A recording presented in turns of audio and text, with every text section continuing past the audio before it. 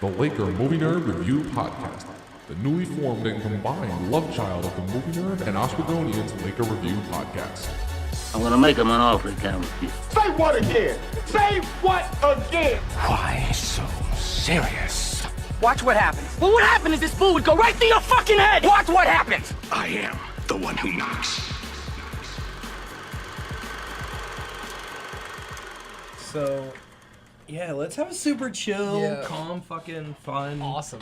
Yeah, And I've had as long as we, keep it civil, and if we get passionate, Well, so the thing make is- the passion focus. So Well, no, yeah. So the thing is I want you to know, I might spit a violent, venomous game. no pun intended. Oh, all puns intended. Awesome. All puns in this Awesome. episode will be intended. Awesome. Perfect. But in all seriousness, if I disagree with something, it's not out of anger or out of spite or out of like my opinion of you or anything. It's because this is how I view something, and I say this during any podcast that I do, which is, this is my opinion. This is how I feel about something. If you want to have your own valid opinion, you can have it. Just make sure you, one, watch the movie. Two, you look at it from multiple different lenses. Because if I'm looking at Venom from an artist's lens, yeah, it's not a good film. But if I also looked, then 50% of the MCU is not good films from an artist's lens. And that includes Iron Man. Iron Man was poorly put together, to be perfectly honest with you.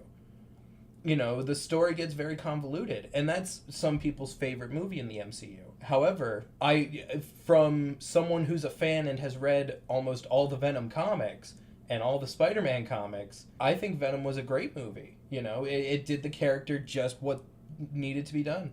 Oh my god, this is already gonna be my favorite episode ever, because you literally just said everything that I want to hear, which is awesome, because that's, oh my god, the amount of times that I've gotten into pointless arguments with people over a thing where it's like, I'm trying to say hey, this is just your opinion. It's perfectly okay if you want to have this opinion. I may disagree with you, and I may tell you that you're wrong, but A, that doesn't make you wrong. Yeah. It just means you seem wrong to me because of my own biased perspective. Yeah, when I joke about your writer at the Gonian having a bad opinion of the film, I joke about it because the way I read his article. Exactly. Because you didn't write that. That was, what's his name? Garrick, the guy who I actually had the last podcast with. Yes, Garrick. The way I read his writing, he looked at it from an artist's lens, and you can't do that with a superhero. You're right, but the thing that I will give him credit for is that he does that with every movie. That's and again, fair. what I will say is that at least gives him a unique perspective to have. Because, because totally. it's the fact that he does that lens with every movie that he sees, that it's like, okay, so this is an interesting thing, where rather than be like me, who tries to see everything from a fair lens and really only focus on my own personal thoughts and how it affects me, because I know that if I try to look at it, at least in terms of when I review a movie. So I'm assuming the podcast is starting. I was about to. Oh, yeah, but honestly, literally, the way that it started is like, honestly, we're back. By the way, this is the Laker Movie Nerd Review Podcast, whatever fucking title I came up with. I love don't it. remember. I don't remember. But honestly, no, just have it be like this. Just chill. Conversation honestly, based, seriously. Real fast, I gotta shoot off a text though. I'm participating in the Panic Film Festival. Oh, really? Who are you teamed up with to do? David Fuenzilda. I can't pronounce his last name. He's gonna shoot me for it. Ben Greco. Yeah. I didn't even know Ben was doing Panic Film Festival. That's awesome. Yeah. Jared Lindaker wrote the script with David. Me and my friend, I don't know if you know Mackenzie Van Horn. She's not a film person, but she's a theater person. That name sounds very She's sophomore. She's a theater person. She gave a great performance. That name sounds very familiar. Well, I'll definitely have to see it once it's done. Yeah, totally. Because I participated in Panic last semester. Oh, yeah? Yeah, and 2 semesters ago. Though. 2 semesters. Yeah, you're right. 2 semesters ago. That's which what movie was yours? Because I also participated. Let me think here. I actually have to remember now, because I get my Panic and my Fresh Fest movies confused all the time. I remember now. I did the one that Brandon Macy directed, and which was the one about the guy, the couple guys, and there's sort of like a purge thing happening, and it's with all the people in the masks, and then ends with my character. I acted in it. It's with my character revealing that he's one of the masks or whatever. And the movie definitely had an idea of what it was going for, but it kind of lost focus halfway through in order to get to its twist. Which that's better than the film I was in last year. I was in post film. Oh yeah. And Yeah, I have. Well, hold on. Let me put it this way. I have 3 classes with Matt. Again, not to shoot shade at anyone, but I have 3 classes with Matt, though, and he's already just for being Feel himself. free to cut out whatever you want. Just by being himself, he has already garnered the. I'm not gonna say the venom again with the puns. Oh my god, let's with the kill it. Let's interconnectivity kill of this it. episode. Oh, yeah. But the venom, but for the concern, we'll say, of one teacher, because 2 of the classes I am with him in. Mm-hmm. One of them I TA him for, so. Oh, okay. Yeah, so yeah, that's all sorts of fun. So Okay, I'd be interested to see whether, for lack of a better, his personality matches his filmmaking skills. For lack of a better word, again, I'm being as coy as What I skills? possibly can. You just answered my question. I'm sorry. completely. Okay, so we can have this. Okay, sure. Okay. He is what I call a toilet bowl philosopher. All right, a toilet bowl and Socrates. please, I would love to hear your definition of that word. A toilet bowl of Sophocles. Socrates. A toilet bowl Socrates is someone who writes on the walls of bathroom stalls philosopher sayings. Oh. Someone who is like trying to give like life advice and seems smarter than thou. Like, I'm all for graffiti in bathrooms. Right. I think if there's one place that you can graffiti, it's bathrooms and like train stations. Okay.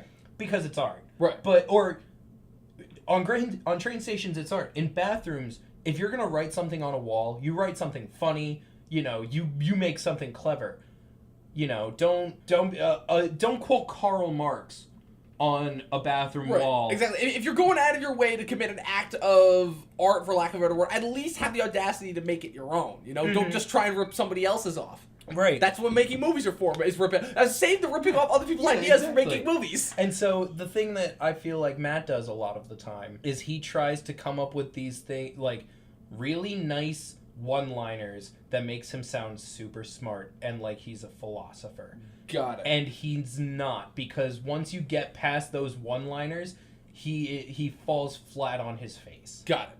So it is an ego thing, because that's totally that's been the thing that I've been trying to crack about him in all my classes. It's all the exact same thing where it's again he gives off this aura that he's interested, but then he asks the same question not only after it's already been answered by somebody else, but again, like completely missing the point, even as somebody is explaining it. He just asks more questions. It's like he's giving off the aura of listening without actually listening.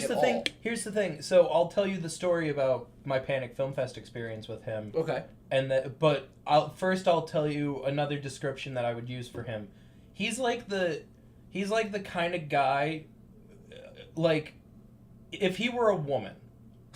If he were a girl in college, he is the girl who posts pictures on Instagram of like butt out, breasts out, you know, like duck face. Attention seeker. Like, basically what describes him. Yes. But then would caption with something like, you know, like, I'm just trying to live my best life, or one of my ex-girlfriends is the perfect example of this. Her profile picture is of her topless, facing away from the camera on top of a mountain. That kind of picture with a group of her friends, like freedom and all that.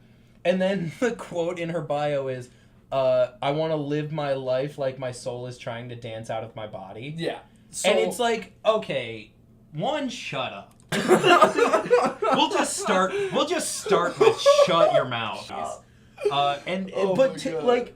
Yes, feel free to be a philosopher, to philosophize, if that's the word. Yeah, I don't remember. Is it philosophize, whatever. Something. But feel words, free, lots of letters. Feel free to have that personality, but don't match it with your fun-loving, wild personality, because it doesn't fit. And that's sort of what Matt so for example, his film style when we did Panic last year, and I'm sure he's gotten better. I'm sure, you know, he's improved on his craft a little bit. He asks me for help and conceives this idea, and he explains to me the idea like a week earlier. Didn't tell me that that I owed him $5 for registration, but that's whatever. Okay. You didn't know, nobody explained to you outside of him the $5 registration No fee? one. No one at all. All right, that makes sense. Like, this if, year- if you've never been to a film club meeting, that makes sense. Yeah. I'd never been to a film club meeting.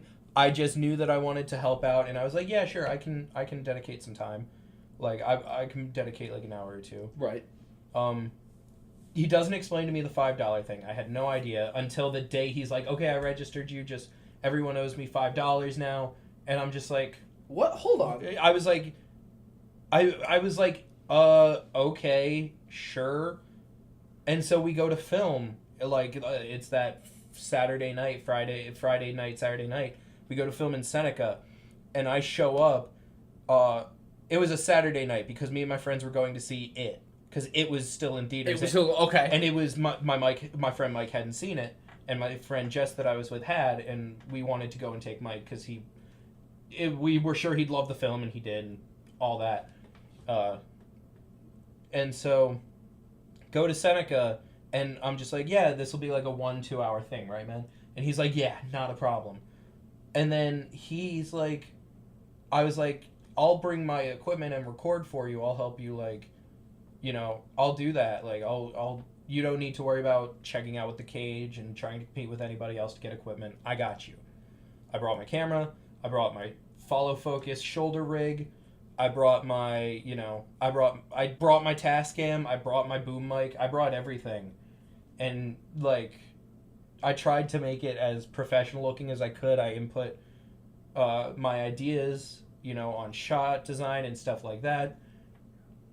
And I did all of this because he did not have a script. He did not have a shot list for me. He never came up with anything more than just that flat idea of, like, this is kind of what I'm going for. And I was just like, okay, but I don't know what to do about that. Like, you haven't gotten me anything. This isn't how this works. And then he's like, and then I'm like, okay, man, we got the shoot done after 3 hours. We had to go to the later showing of it. We had to go to like a 10 o'clock showing. Finished all that crap.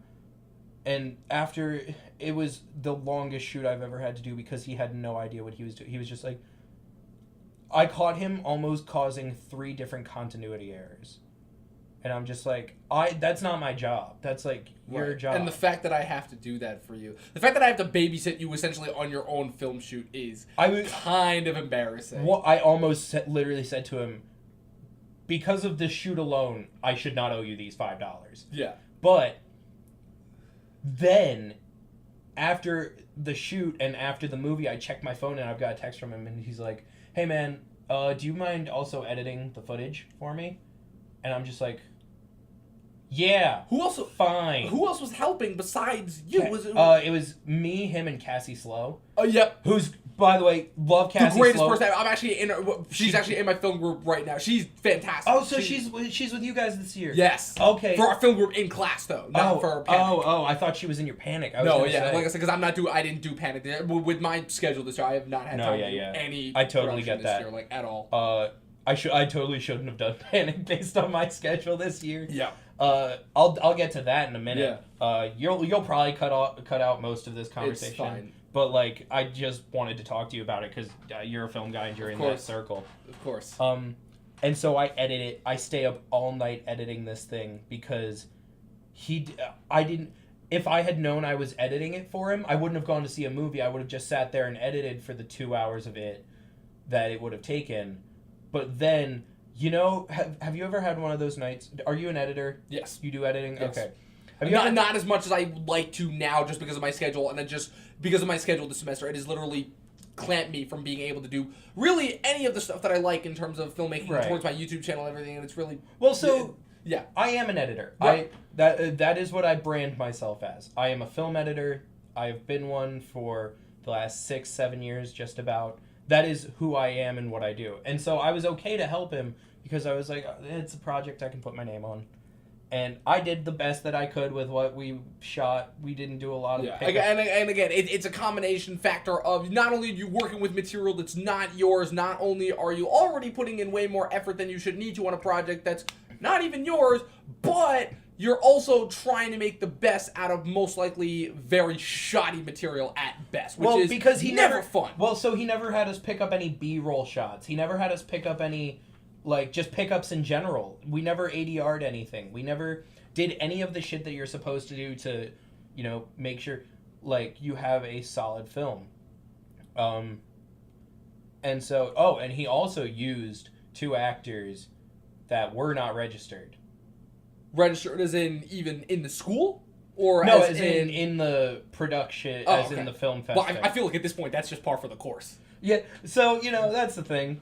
So I'm not, like, super concerned about that aspect of it, but I found out this year that everyone has to be registered. No, everybody has to be registered. That's involved in some capacity. Yeah. And so 2 of the people that were in it were not at all. My friend Jess and Mike, who were, like, he was just like, oh, we need some people. Can you guys do this real quick? And I was just... And I Matt literally, sorry to interrupt, but No, literally, go for it. Matt sounds like literally pretty much every single person that I work with on a film set at my old school. But Yeah. So I'm So basically that's- really happy I avoided working with him. Yeah, so that's the huge issue that I have too, is because I'm the same way. He's everybody that I've ever had to work with at, like, not OCC, but, like, because a lot of the people I worked at OCC knew what they were doing, had a plan, wrote it out.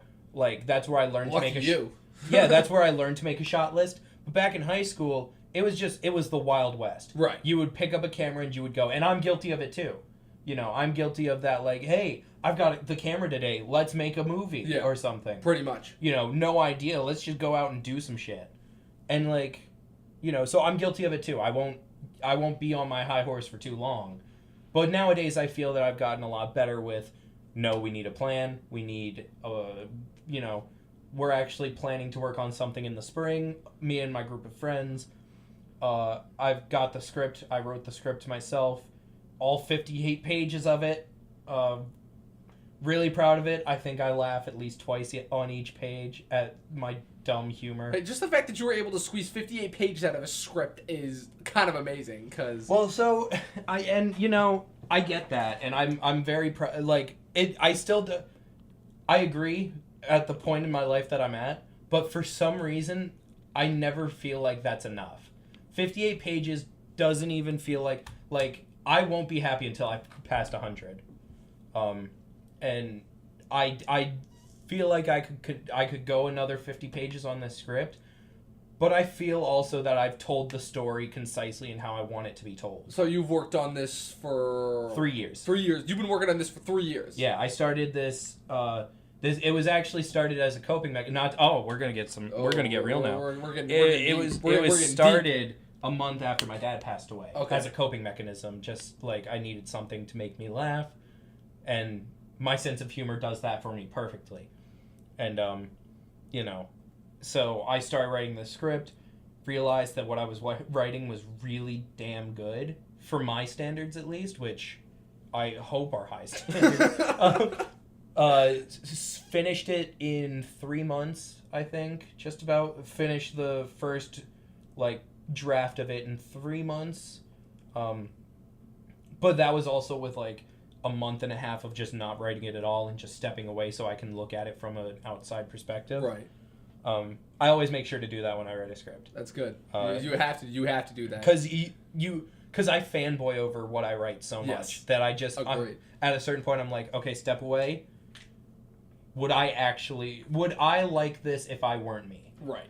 And then I debate myself for a whole month. And then if I do, I get back into it. If I don't, I'm like, okay, either rework the project or dump it all. Right, and it's so funny too that you mentioned that, because that's really the mentality you have to have when it comes to writing, because my whole thing with writing, and again, the problem is that I try to take my mentality that I look at on everything, and I try to attribute that to everything that I do in terms of the media world, and it's not, because you need different approaches to everything, because I've had, for lack of a better word, the YouTube mentality for so long. I try and attribute that to what I'm doing with feature filmmaking, whatever aspect I'm in. Usually for me, it's a big thing is writing, because, you know, my whole thing is, so you consider yourself an editor, I consider myself a critic. Like, I'm not, I don't think I am. I hate you, by the way. I hate critics. Pretty much, I don't blame you. But my whole thing, I don't blame you. Critics suck. But we ruin movies for people. But that's beside the point. You are paid to literally shit on things. literally paid.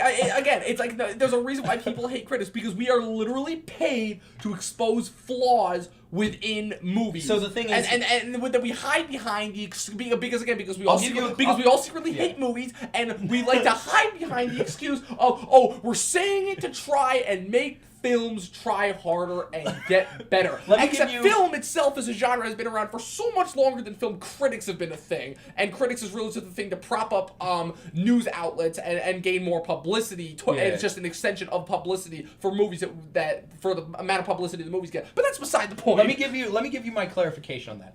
I hate critics who don't do what I do, or what apparently you seem to do that we talked about earlier, which is say, this is my opinion. Pretty much, which unfortunately enough is 85% of Twitter right now, and it kills me. Okay, I will go on record as saying I hate Stanley Kaufman's guts. I don't know who that is, but Stanley Kaufman is a critic. He's an acclaimed critic from, I don't remember what newspaper or what outlet. He died years ago.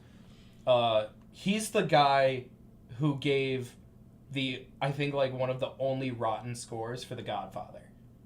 He gave he would slam popular movies at whatever capacity he could. I'm waiting for the other foot to drop here. Yeah. So here's the thing.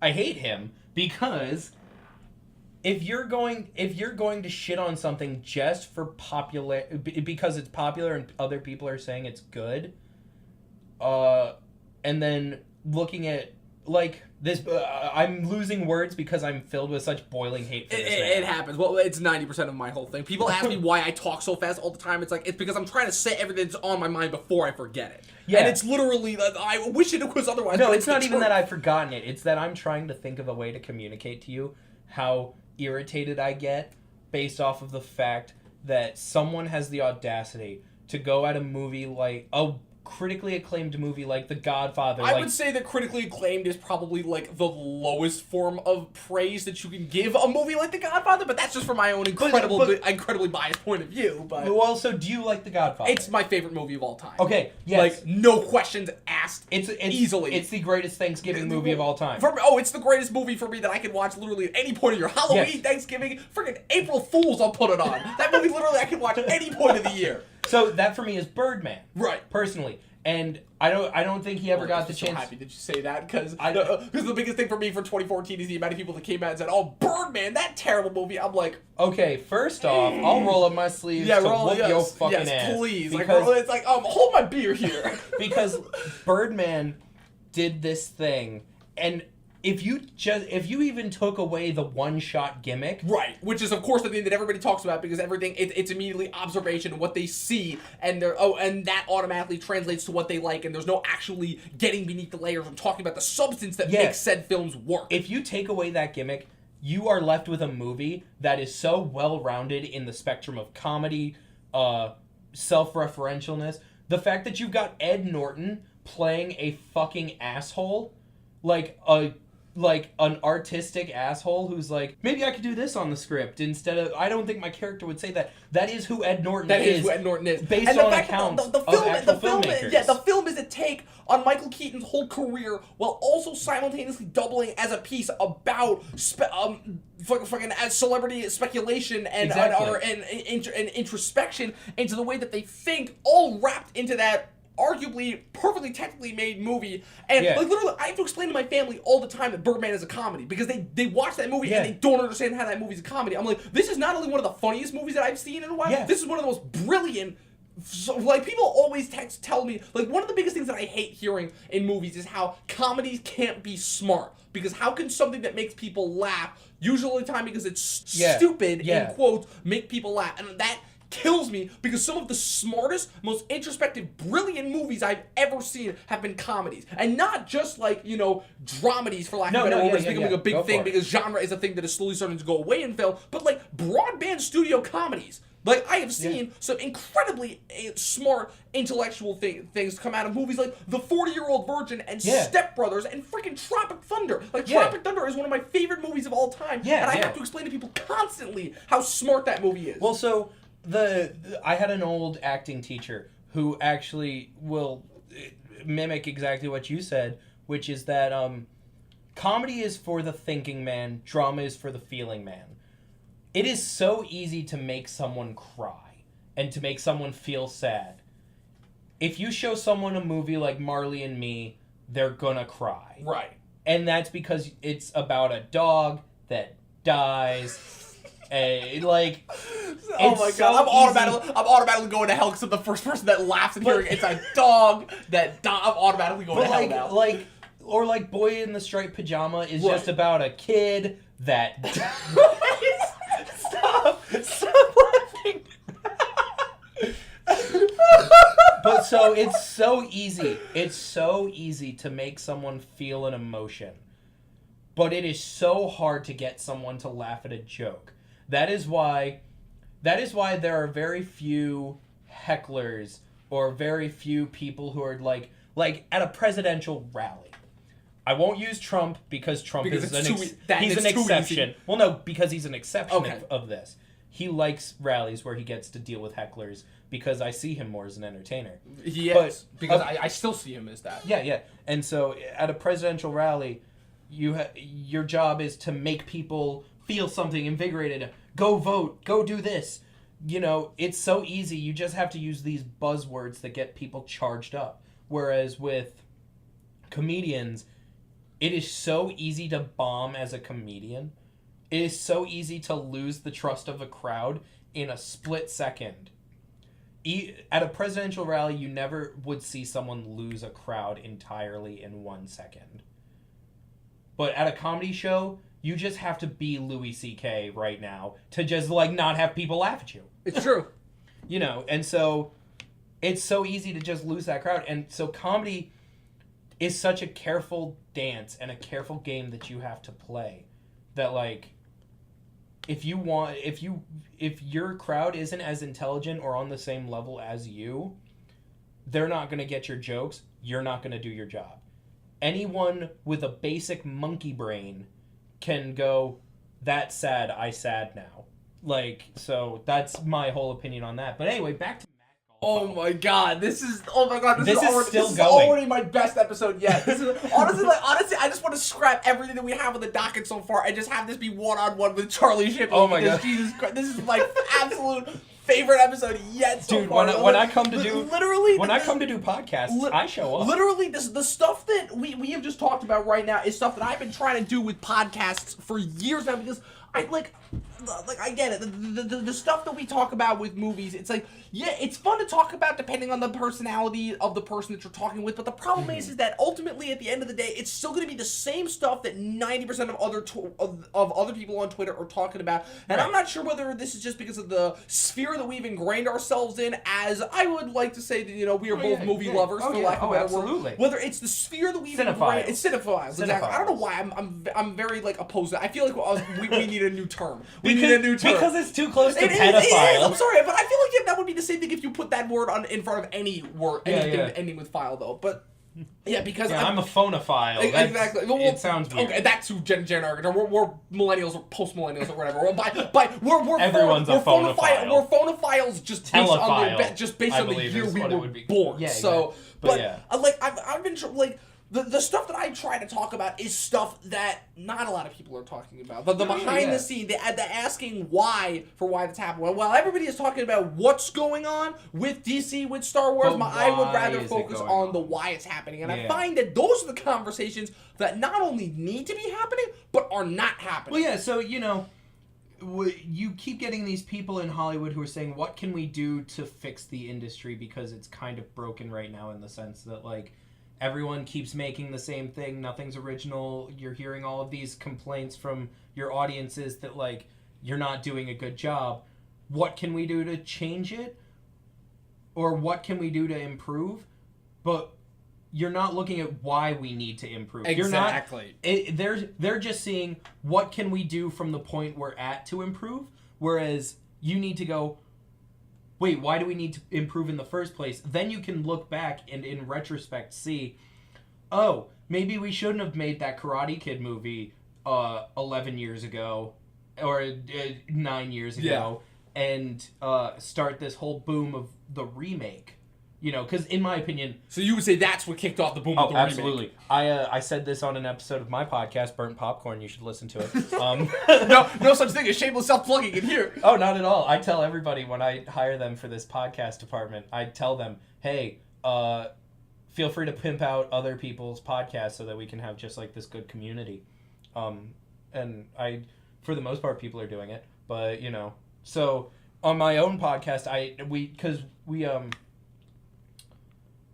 we were talking about this week is Halloween, our Halloween movie comparison. Right. So for people who don't, you know, listen to my show, which is like everybody. Oh, there you go. So for the people who don't listen to my show, what I do is I take a good movie and a bad B movie of similar story, structure, or some similar element, and I compare the two and contrast with my co-host Emily. And we decide which one we thought was actually the better movie from personal effect. And it's not always just like, sometimes it's a 50-50 split. Sometimes we're both just like, that was definitely the better movie. Sometimes we're just like, you know, neither of these were that good. We watched The Road Warrior and Waterworld in 1 week. Oh my god, and that's Emily, amazing that you would pick those two to compare, because it's like, talk about two movies that have so similar styles, yet one is regarded as a masterpiece and another one is regarded as one of the worst movies ever made. And you know what the thing is we sat down, and I love The Road Warrior personally. Right. I love it. Emily had never seen it, and she was just like, it's not my kind of movie, it's kind of boring, actually. Yeah. And I'm just like, yeah, but... So the reason why we picked Road Warrior and not Mad Max Fury Road, which is literally the Road Warrior but better. Road Warrior, but with obviously much higher production. Right. And so that's the exact reason why we didn't pick the Road Warrior, was because you can't compare Waterworld... didn't pick Fury Road. Or Fury Road, sorry, yes. We didn't pick Fury Road because you can't take Waterworld, which has all these practical effects, and like, yeah, that CGI monster, but that was like whatever. Yeah. It only has a little bit of special effects and CGI versus, you know, you can't put that up against one of the most beautiful cinematic masterpieces, so much so that even in black and white, the chrome and what's it called? The Chrome and something edition of Fury Road. I don't remember the name that they came up with. I own it. It's a beautiful remastering. It's the movie, but in black and white, but with like a silver sort of feel to it. Yeah. It's beautiful. Yeah, I know they did the same thing with Logan, but I never knew the official term for it. Yeah. I have the Logan one as well. It's so good. I don't know if you've ever watched it. I have not seen the black and white version. Oh, you gotta let me lend that to you. For me, my whole thing just with the whole black and white and everything, where it's like, if I already enjoy a movie enough, like a movie like Logan or Fury Road, not, for me, like, seeing in black and white, yeah, it'll provide a new edge for me and a new lens through which to watch it through, but I feel like for me personally, it's not going to really change. Well, so what I found was it changed sort of the tones of the film, because Logan seemed like I always said Logan seems like a family drama. Okay, you know, that's interesting. I don't see Logan as a superhero movie. I see it as a family drama. I agree with you about it not being the superhero movie, but for a different... I find Logan kind of goes in this trend that I would say kind of Sicario set it off, because Taylor Sheridan went from that to writing Hell or High Water and then did Wind River the same year. So I would say it kind of set off this kind of... this genre of indie neo-westerns that we see, because a lot it doesn't, because a lot of the vibes and the tones that I got from Logan, and I think one of the reasons why I enjoyed it so much is because it reminded me so much. Are you excited for the Sisters Brothers, by the way? Mix of tones, but I'll get to that in a little bit. Okay. It's this tone of like these indie neo-westerns where we get now, where they're hearkening back to, obviously they're paying a lot of homage to the westerns of old, but at the same time they're also incorporating a lot of elements of today, and it's helping them feel even more poignant and fresh. Like, I get that. For me, Hell or High Water is a movie that works not because it's a remake. Chris Pine, right? Chris Pine and Ben Foster, yeah. Okay. That is a movie that so good. Oh my god, it's amazing. Yeah. But that is a movie for me that works even better because it's set in modern day, and not because it's a period piece that's set in a certain amount, you know? Like, the whole comparison that I think back to is it all goes back to the whole thing that everybody was comparing Logan to when that first came out with Unforgiven, where Unforgiven is regarded so well it is because it's taking what came before, but also telling its own modern take. Like, because the whole thing with time, when I'm seeing Unforgiven, it's like, oh my god, it's like literally every single moment that would have already been mapped out in a Western that you would be able to say, oh, I knew that was going to happen. Like, not only does the movie take time and show and go against the grain of that, but it also, by doing that, it kind of creates its own atmosphere and subgenre. Right. And it's kind of, it really is amazing where the entire time that I'm watching it, it's like, specifically the scene that I can think of is the scene where he can't get on his horse. Because the whole time, every single time, the movie goes out of its way to show you he can't get on his horse because he's old. And it's like, yeah, because the whole point is that when he would have been a much younger cowboy, but also in other Western movies, the cowboy jumps onto his horse no problem. Right. And so I really like... It's the hero donning the cape. Exactly. It's the whole... but attention to detail that way is really what helps sell that movie. And I found a lot of those vibes translated well over to Logan. Obviously, I wouldn't say... to the just level like, that Unforgiven did. Well, no, but, so exactly just like the way that you can see the pain in his face when the claws come out, finally. Which they've never really done before because he's always just been... Like, you can see that the adamantium's finally poisoning him and affecting him in the way that it's supposed to, just like in the Old Man Logan comics. Right. You know?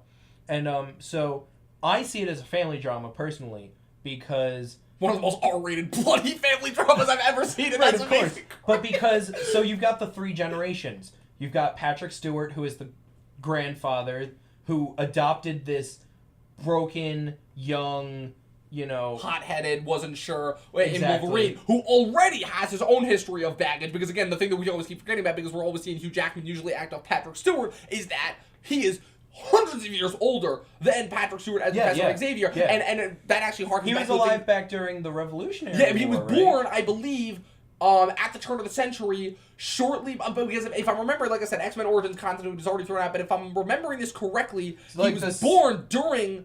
born during or after the American Revolution, because I remember what the first thing in that little montage in X-Men Origins of him and Sabretooth fighting is he's in the Civil War. The Civil War is the first one that he fights in. So, yeah, I believe that's when he was born. So he's been around literally almost as long as America has been around. Yeah. And so you've got but Patrick Stewart I see as a father figure to Logan because of just how he took him under his wing and made him into the better person that he is. Right.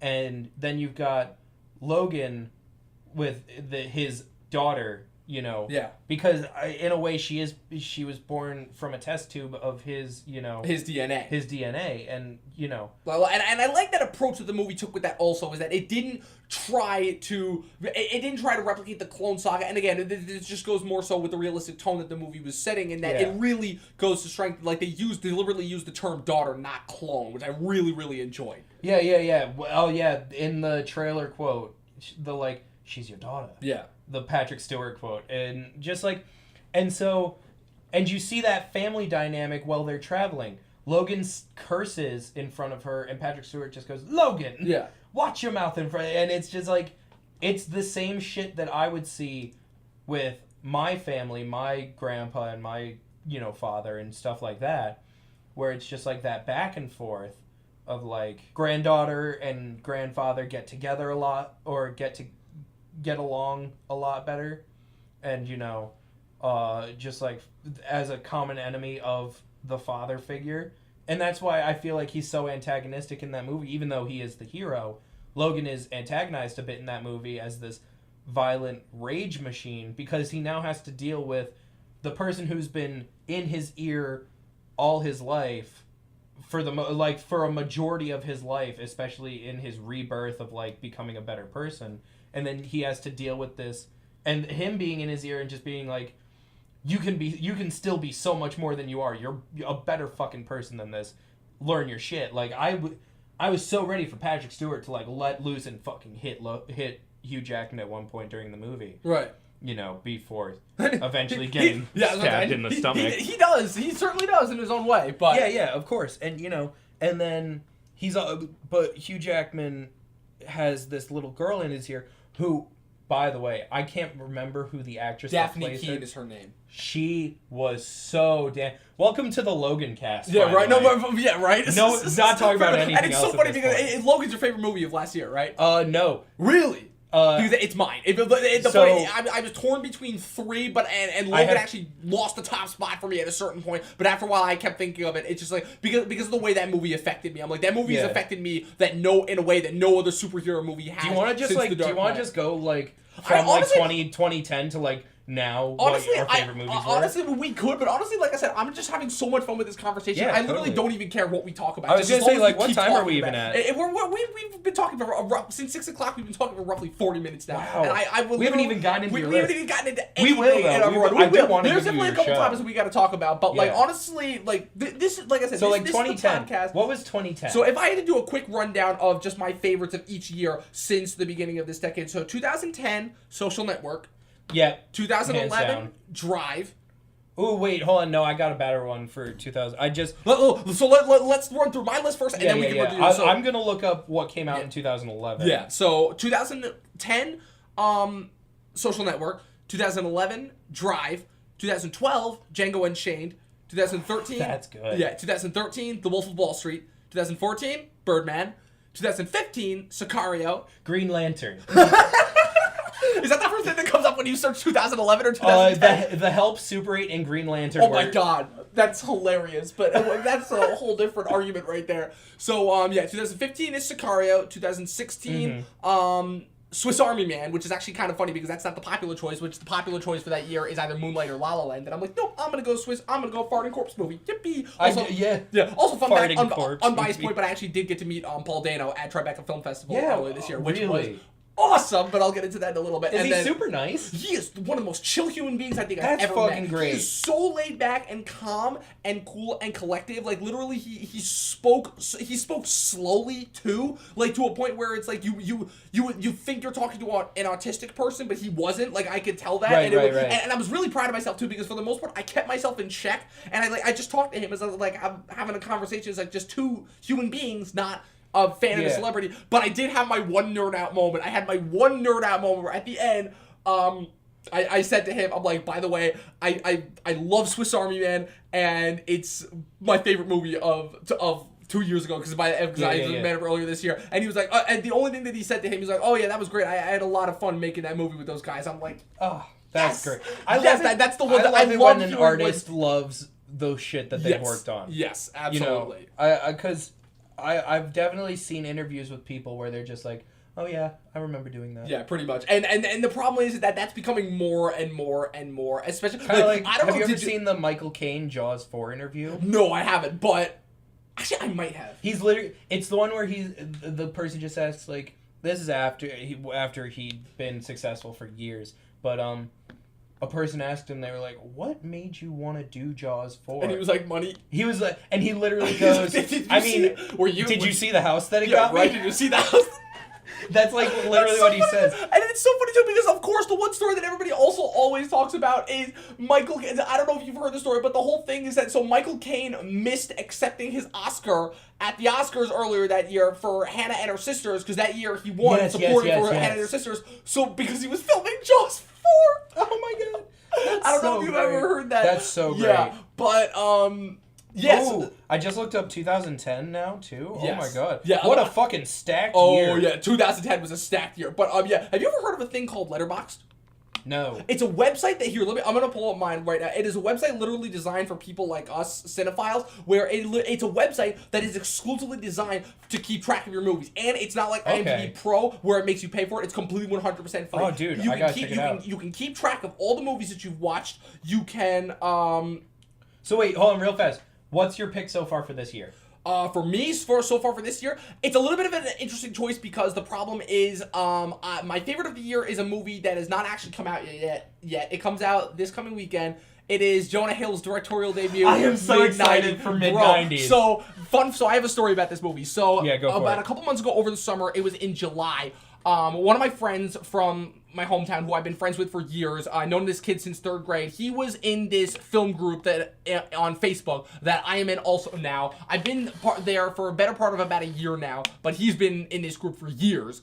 And one of the administrators for the group is very is a critic, has gotten invited to a bunch of screenings and stuff. There's a whole variety of different people that are in there, from people who work in the industry as PAs and stuff, right, all the way down to people, just other cinephiles who just love stuff about movies. Right. So, he ended up getting us passes. Long story short, he ended up getting us passes to mid-90s because mid-90s had been doing advanced screenings for a while now. Yeah. And this one was really close to us because it was showing in Paramus, New Jersey. He texted me. He's like, yo, do you want to see mid-90s? I'm like, first off, what? Second off, how the fuck did you swing this? Third off, why are you even asking me if I want to see it? The question is, the question should be, how are we getting there? And he basically told me the long and short of it. So he ended up getting us passes there. It was playing right in Paramus, New Jersey, the advanced screening. And we were so worried too because he was like, the whole thing is like, yo, we got to get there early. So I'm like, bro, don't worry. We're going to leave by 4:30. We're going to get there by 5:30. We are getting there on time. And we're so worried because even as we were online, because there were a couple brief pauses where they took breaks in order to let people in because, the problem is they have a certain amount of the theater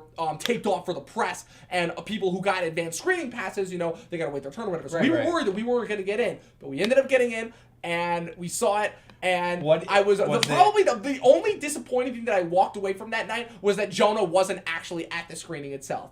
But the movie was and so the embargo is the embargo. The movie's open going wide this weekend, so I'm pretty sure the embargo is lifted in terms of like whether I can critique this movie or not. But this movie is one of the most unapologetically raw, most genuine feeling movies I think I have ever seen. Like Jonah, this is Jonah's complete directorial debut, and he directs this movie like an absolute master. Like my friend, his name's Dustin, by the way. My friend and I, we've been going back and forth, basically calling this the year of directorial debuts because it is literally almost 8th grade. So many, well, 8th grade, but I can think of Thoroughbreds, Hereditary. Tag was a directorial debut. Okay, so so this'll help with my list currently for this year. Okay. Hereditary. Easily my number one. That's so funny that you mentioned that because you want to talk about divisiveness and speculation for movies. Oh my god, I wish that, but I wanted that movie to do so much more for me. Well, so here's the problem. And technically, it's probably one of the best, top 3 most well-made movies of the year. Here's the problem. Here is the biggest problem with this movie. Yes. Is everyone was so excited for this horror movie. And it's not a horror movie. It is not that at all. Oh my god! Don't break the chair. You're leaning back. I'm sorry. No, I know. I've had this. Literally, if I had a nickel for every time I've leaned back too far in chairs. There was one point where my brother literally pulled a chair out from under me as I was sitting down, and it happened twice in the same day. So Hereditary. Is not a horror film. Not at all. It is at most a psychological thriller. It is a psychological thriller, exactly. And I have my whole... But it's a drama. It's a drama that is headlined by one of the best actresses that I've... Okay. A lot of people also sleep on United States of Terror, which I fucking disagree with. Right, because I've never had a chance to watch that show, but I've heard nothing but amazing things about it. It's solid. It's so solid. And it only goes for 3 seasons, too. So, what's so nice, even run. Toni Collette is such an amazing dramatic actress, and everyone forgets that she has such a range, such a solid range of emotions that she can... There is only one moment in that movie that breaks me away from that drama, and it's just a personal thing. It's not even Toni Collette fucked up. My mind is stupid and just makes me laugh at this. It's the scene when she slams down on the dinner table and she finally goes, "Hey, you don't talk to me like that. Yeah. I am your mother." Yeah. I don't know if you've ever watched Do you watch Saturday Night Live? I don't watch Saturday Night Live. How long have you been watching it? Not long, because the problem is that I've really only gotten into it in the last year or so. But I've watched tons of clips from over the years. Years ago, there was an episode that Zac Efron hosted because 17 Again was coming out. Okay. And it was like High School Musical 3, or it was in that area where he was just done being in High School Musical. And stuff. So around 2008, 2009. Yeah, just about. And so. I mean, was it 2009? There was it was because there was a bit with him, Andy Samberg, and Fred Armisen where they're shooting a commercial for these pizza rolls, and I'm laughing because it's so stupid. It was like one of those 1 a.m. sketches where it's like, it's the last sketch of the show, let's do something weird. Yeah. And so they're doing this thing, and Andy Samberg and Zac Efron are playing it like it's a commercial, They're funny, they're joking, like, haha, yeah. And Andy Samberg is like, "Oh, your mom's cooking is so great." And Zac Efron's like, "She didn't even cook these." And Fred Armisen just turns around and goes, "Hey! I am your mother!" And loses his fucking mind to the point where on the 5th or 6th take that they do in the sketch, Fred Armisen like smacks Zac Efron. Oh, in the that's face. amazing. It's the funniest fucking. So every time I see Hereditary now, I can't. You Help but can't think of that, picture- and that's so funny too because Double Toasted literally made a comparison so similar to that. Where do you follow Double Toasted? No. Oh, they're so funny. They're a podcast network based out of Austin, Texas, and their whole stigma. Do they need a director? That's so funny that you mentioned that because I believe they actually are going through a content shift right now. They're opening up a new website and everything. That's awesome. But so one of their guys, one of their interns, Sammy, now has his own show on there. It's called Sammy Ain't Seen Shit, and the whole purpose of the show is that Sammy hasn't watched a lot of big movies. Yeah, So every week he reviews a movie that usually a lot of people have seen that he reviewed. Right. So I remember on his episode of Training Day, he was basically bringing up a point similar to that where he loves the movie, but the problem is that he throughout the movie, even through the good parts, he's thinking of comparisons to Like other media that's like...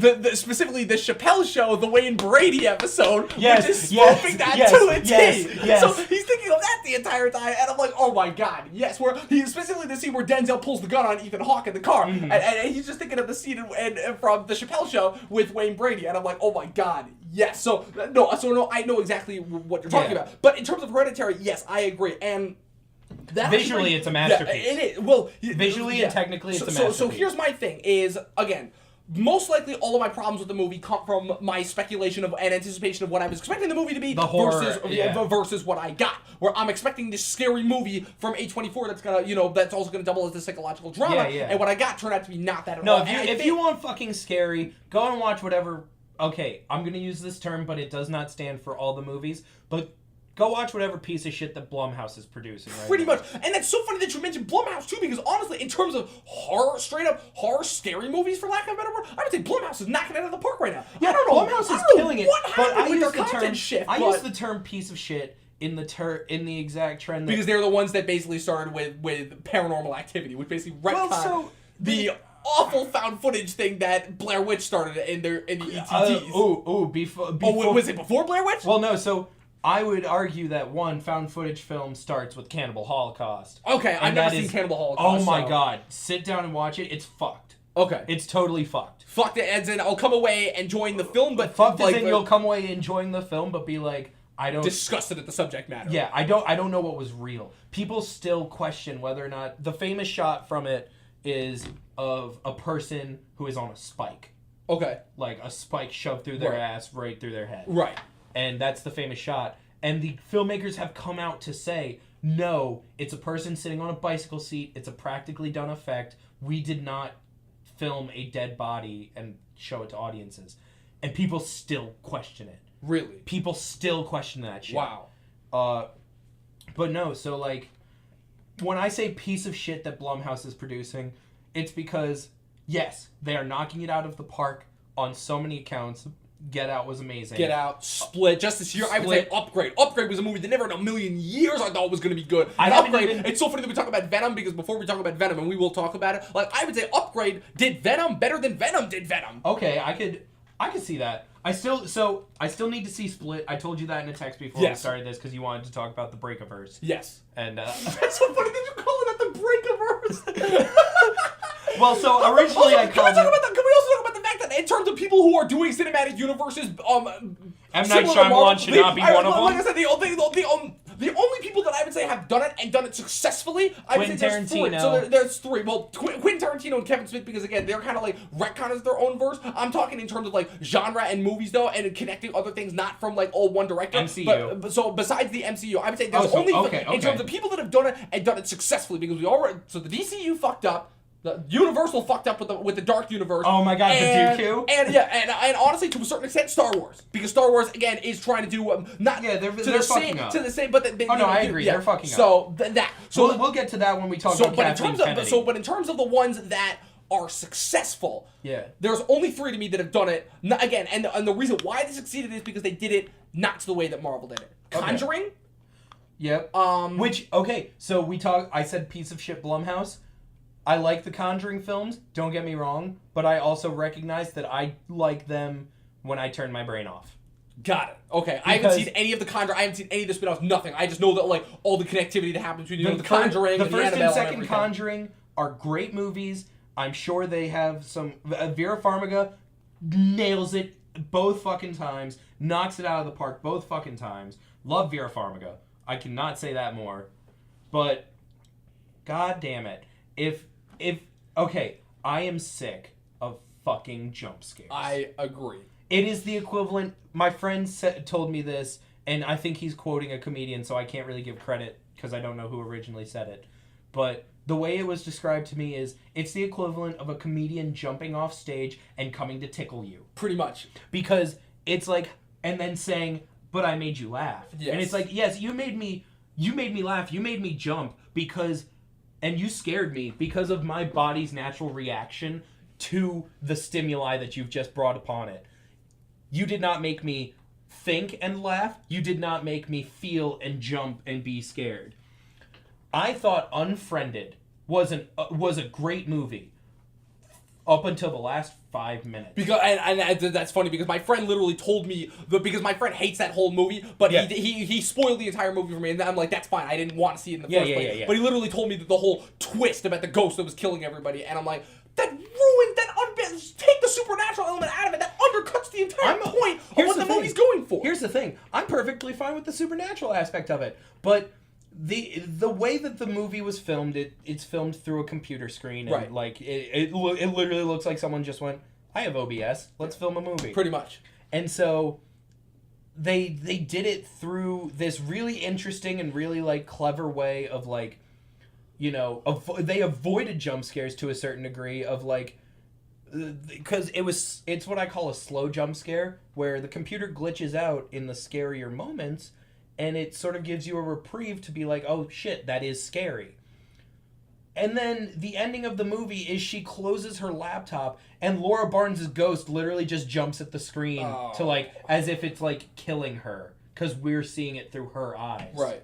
And that's the end of the movie, and I'm just like, had they stopped the movie to the point where she closes her laptop, that would have been more unsettling and a lot more creepy, because it literally ends with everyone turning on her and making her the bad guy and telling her to kill herself because she's the one who posted the video. Exactly. And I feel that ending is so much more uncomfortable and creepy and unsettling than throwing just like a pale white face on my fucking screen for a second. Exactly. It's the whole idea, and again, it's the one of the things where I try to one of the, that if we're bringing this back to Hereditary, it's probably one of the things that I don't enjoy about it is that I find things associated with real people, real human beings that real people are doing to be 1,000% scarier than any sort of supernatural twist or technical jump scare that a movie can throw at me. But so I will argue with you though that every jump scare in Hereditary, and for those listening, I'm using air quotes.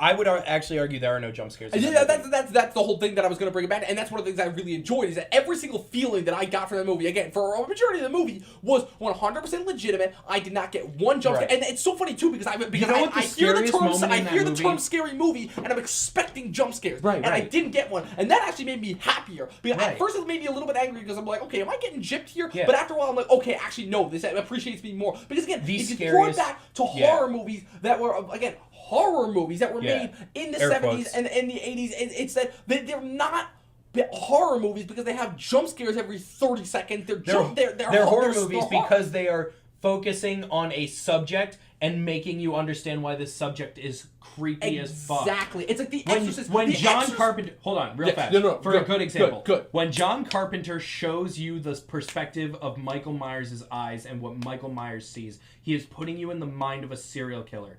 He's not just saying Michael Myers is scary because he could be in your house. Exactly. He is saying he's scary because this is his only goal in life, is to kill these women, and that's all he is.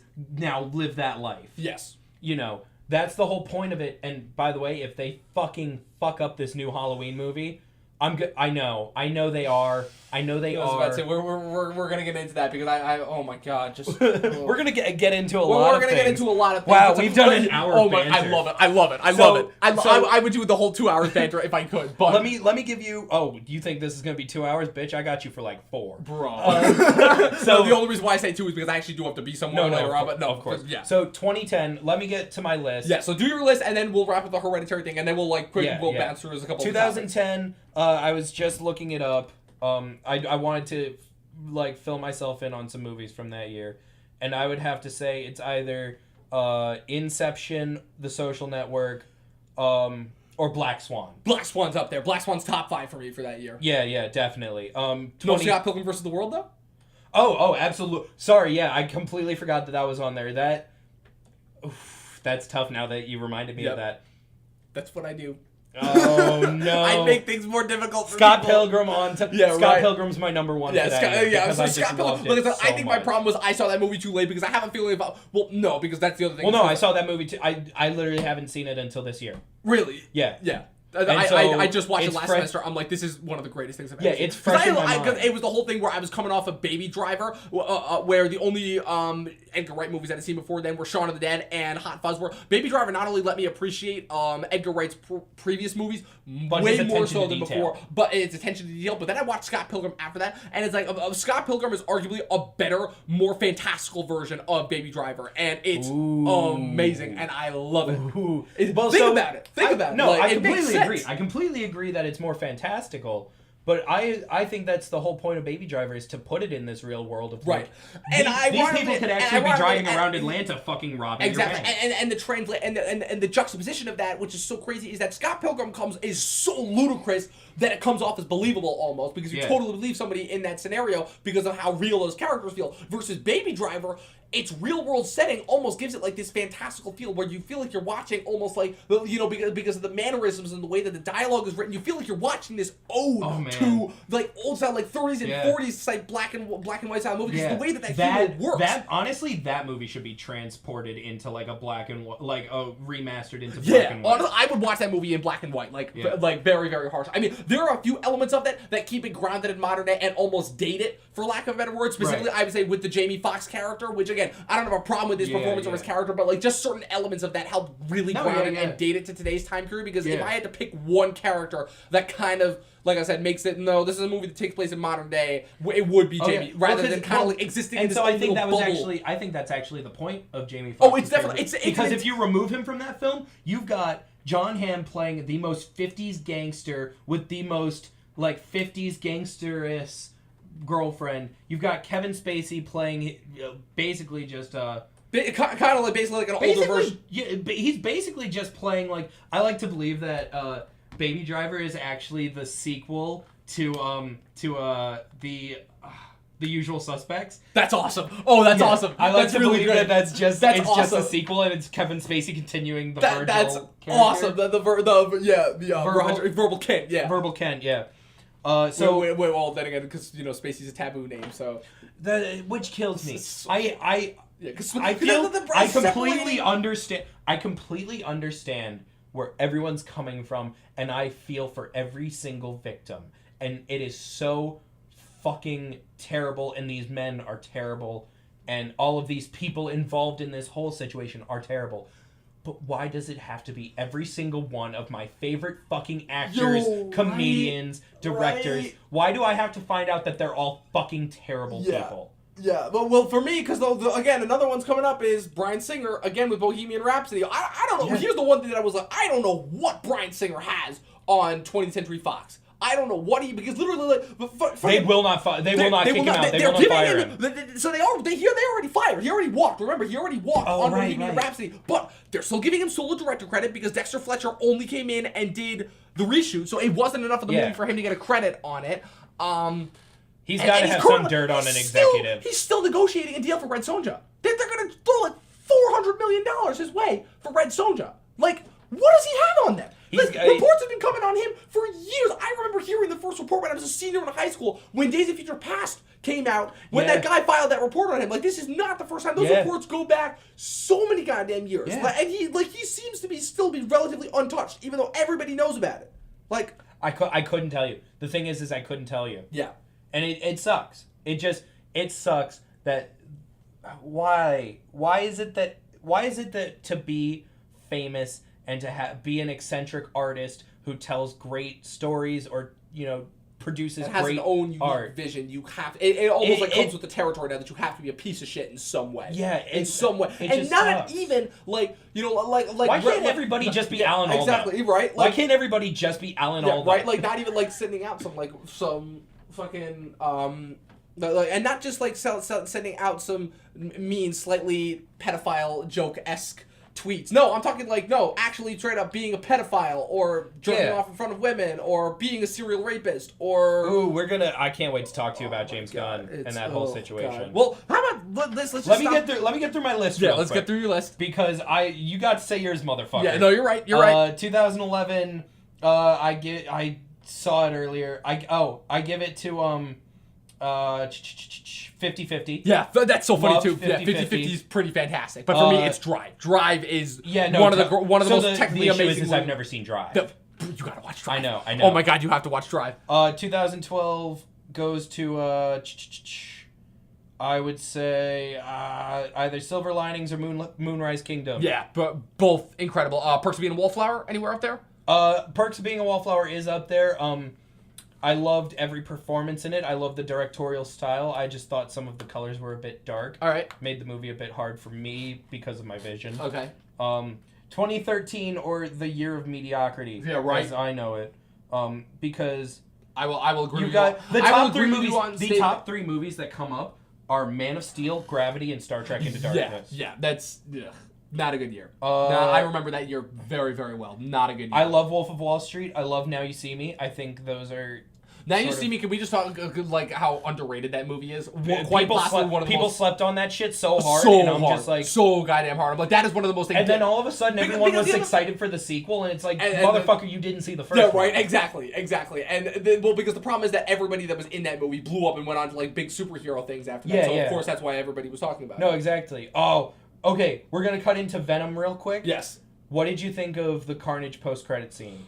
How about we talk about that when we discuss our Venom thing, because I kind of want to save that for Venom spoiler things, because I wrote 3 points in my review kind of describing the overall like. So my biggest thing about spoilers for like post-credit scenes and like actors being in things is, and you'll probably disagree with this, if you can read it on an IMDb page, it's not a spoiler. I agree with that. 1000%. If you can read it on an IMDb page and it's not in the trivia section, right, it's not a spoiler. My whole thing with spoilers is that if it gives away a direct plot point in the movie that could affect your overall feeling towards it, not your thoughts on it, not what you think about it, but the overall feeling that the movie gives you, then it's a spoiler. That's why when all these people talk about like, oh, don't tell me anything that happens in it, I'm like, but why? Yeah, why? Like, I'm not gonna say anything that's gonna directly give away anything in the plot. I'm not gonna say anything that's gonna change your fucking mind. Exactly. On how you feel no matter if I tell you something about this movie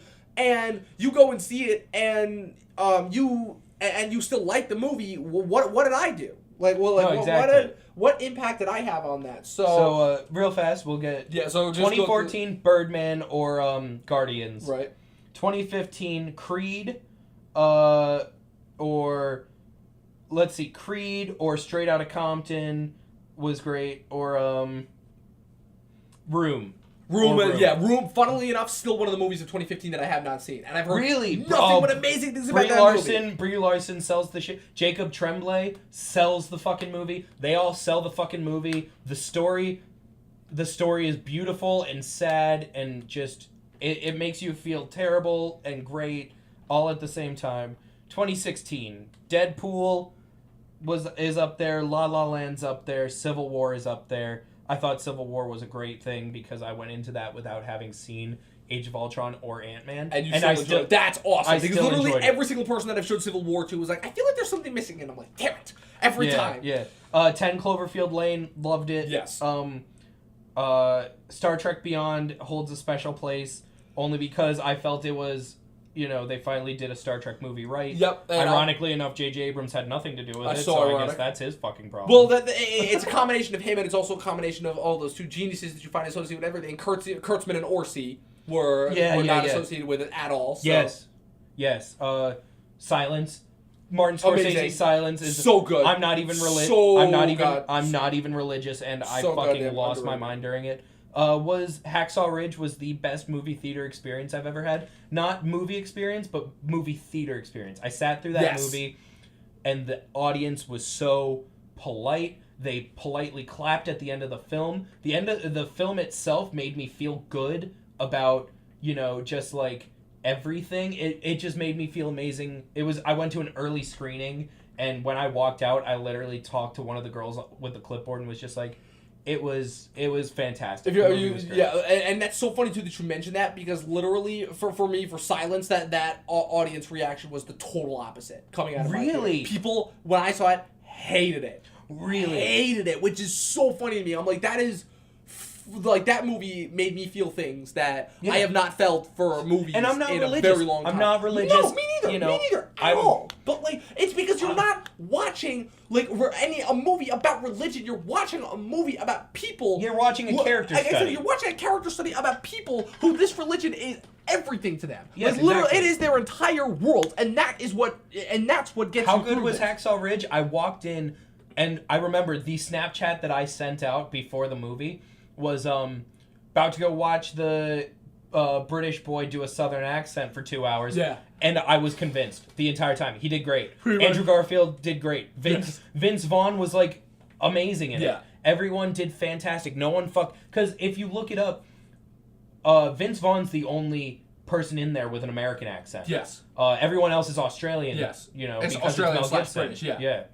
And the funniest part is Mel Gibson isn't even actually Australian or British. He just lived there for a couple of years, and I believe he was born there. Yeah, So he was born there and then he lived there. He was born there and he lived there for several years, which is why he still holds dual citizenship. Yeah, but yeah. he's not like Australian. Like you never, like obviously you never hear him with the accent or anything. 2017 is a fucking blowout year for me because I have so many. And this year is kind of a continuation of that. Yeah, I'm actually very happy with the way things are going right now. In that, movies like Lady Bird can be the third thing that comes up when you Google 2017 movies. Yes, it gives you a lot of hope.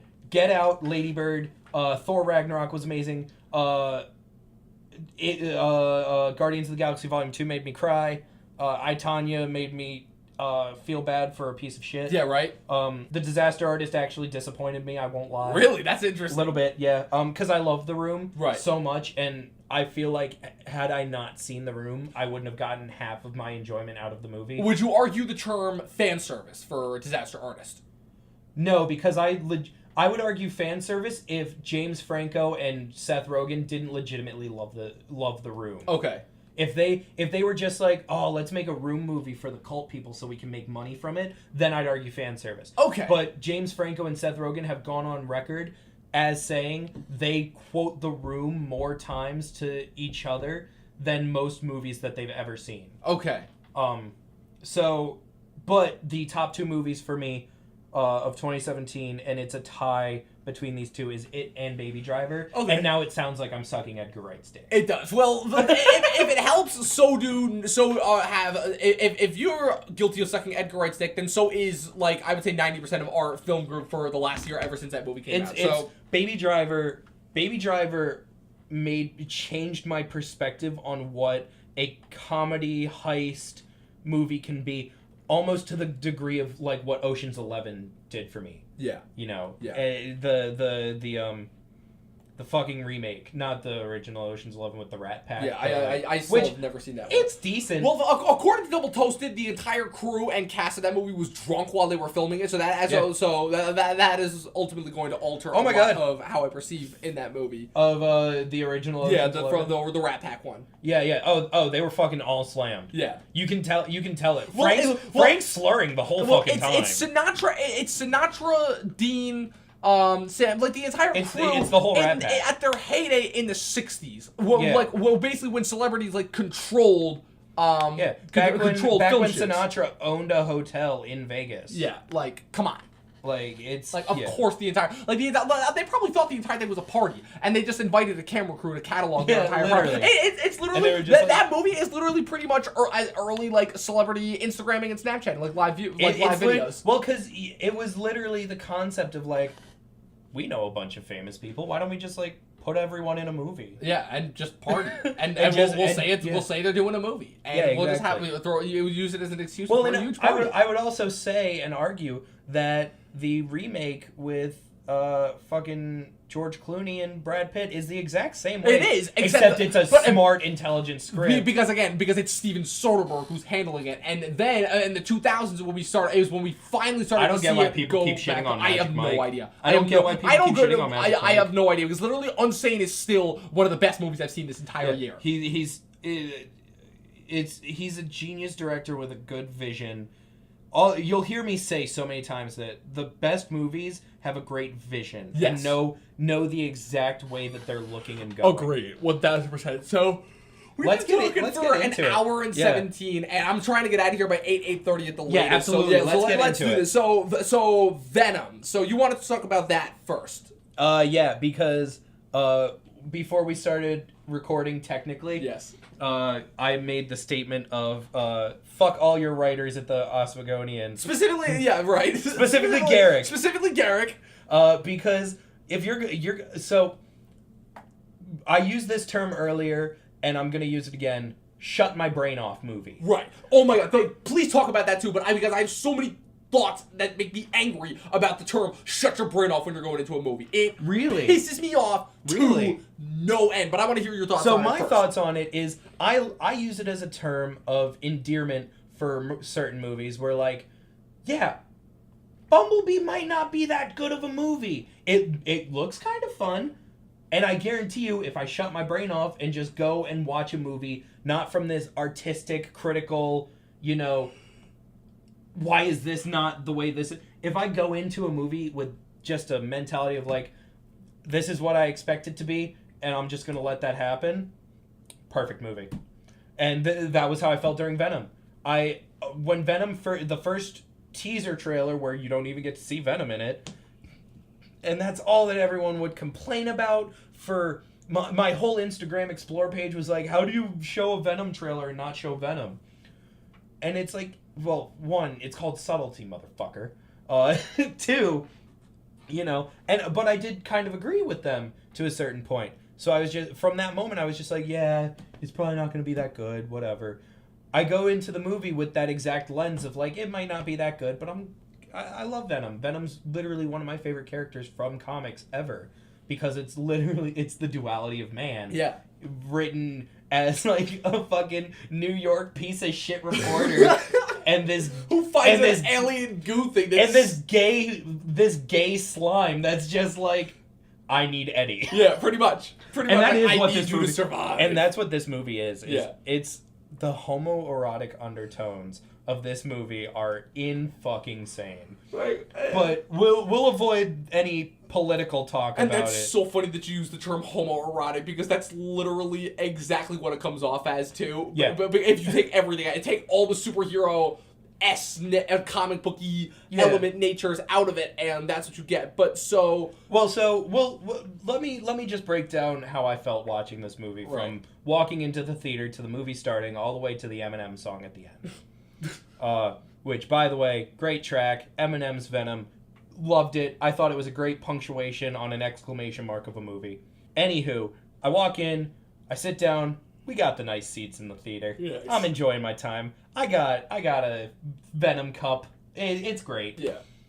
Movie comes on. One, the Oswego theater needs to fix something about its fucking projectors. Every movie is dark. I could not see the opening scene of Infinity War in their big theater. In their main theater, I could not see the opening scene. It was too dark. Yep. Same with Venom. Every scene was just too fucking dark. And, so I just, like, I sit down, I enjoy the movie. I love the movie. I will say it again and again and again. I turn my brain off and I watch a movie not thinking about, could the story have been better? Yeah. Could the performances have been better? Not really. I think everyone did Riz Ahmed did a great job. Fucking blanking on his name, but he did a fucking great job as Venom. As Eddie Tom Brock. Hardy. Tom Hardy. Thank you so much. There are so many Toms now. There are. There's just a lot of too many Toms, too many Chris's. Too many Toms, too many Chris's. There's a lot. But no, Tom Hardy did an amazing job. Like, everyone nailed it. Woody Harrelson did great at the end. Spoiler alert. Yeah. If we're even throwing that out, because I think we're in spoiler territory. We're basically right? in spoiler territory. The movie's been out for a month now, just about. Like it was Yeah, the but first weekend of October. But I also argue that spoilers work in effect until a movie has been on Blu-ray or DVD for at least a month and a half. Right. Okay. Because some people just don't want, or like even like I would even say Netflix for like a month and a half. Okay. Because like most people don't want to pay to see a movie in theaters, so whatever, you know, you have that grace period of when people have enough time to have seen the movie. Right. But so it was just the script was, there were funny moments. Tom Hardy did a great job.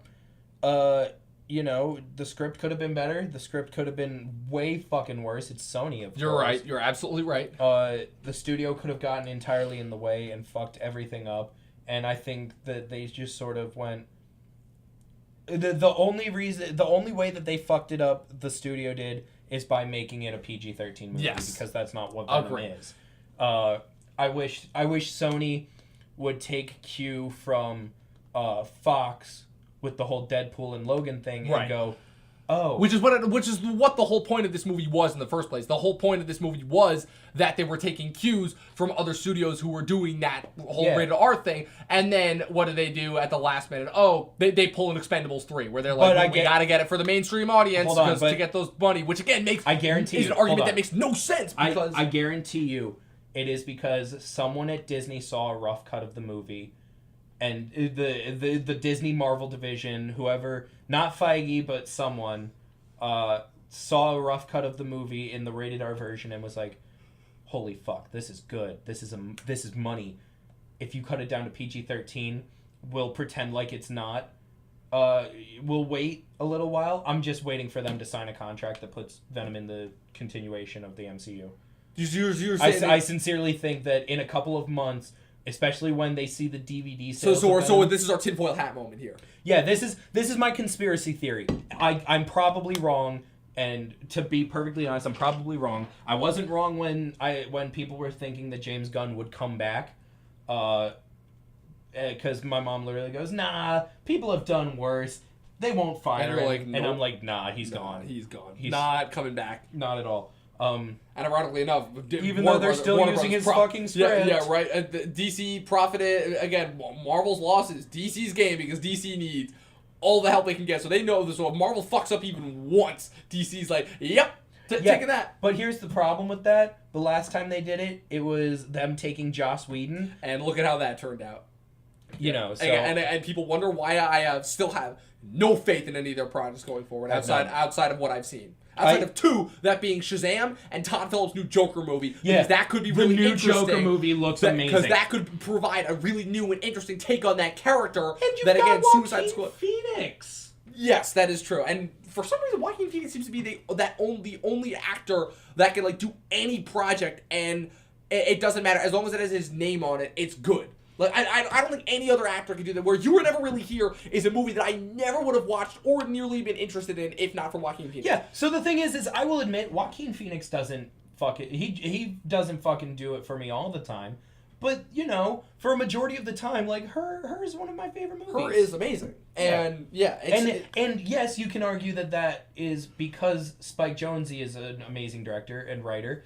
But I would also argue it's because Joaquin Phoenix delivers such a believable performance. Not even an extraordinary one, but a believable one that really pairs well with Scarlett Johansson as like this calm, AI. Like I think he just plays. And you want to know what the funniest part is? The funniest part is that for I'm pretty sure 90% of that movie, at least for what we see of him, he's not reacting to Scarlett Johansson. Yeah, no. Because you know about the whole thing about the behind the scenes, right? Because that was really supposed to be Samantha Morton doing the voiceover. Yeah, and they swapped it out. It was a total last minute shift. They swapped it out for Scarlett Johansson. I think I think it's better. Yeah, no, I agree 1,000%. Agree 1,000%. But yeah, so that's so funny that you say Can't that. say that for Lucy. Yeah, right. Oh my God, don't give me. We're not talking Lucy. We're not talking about Lucy. So yeah, so my thing with Venom. So here's my problem with Venom. Venom is. Well, hold on. Do you want to talk about first your problem with me saying turn my brain off? Yes. Movie? Okay, so yes, do that first. So here's my problem is that the term turn your brain off has become an excuse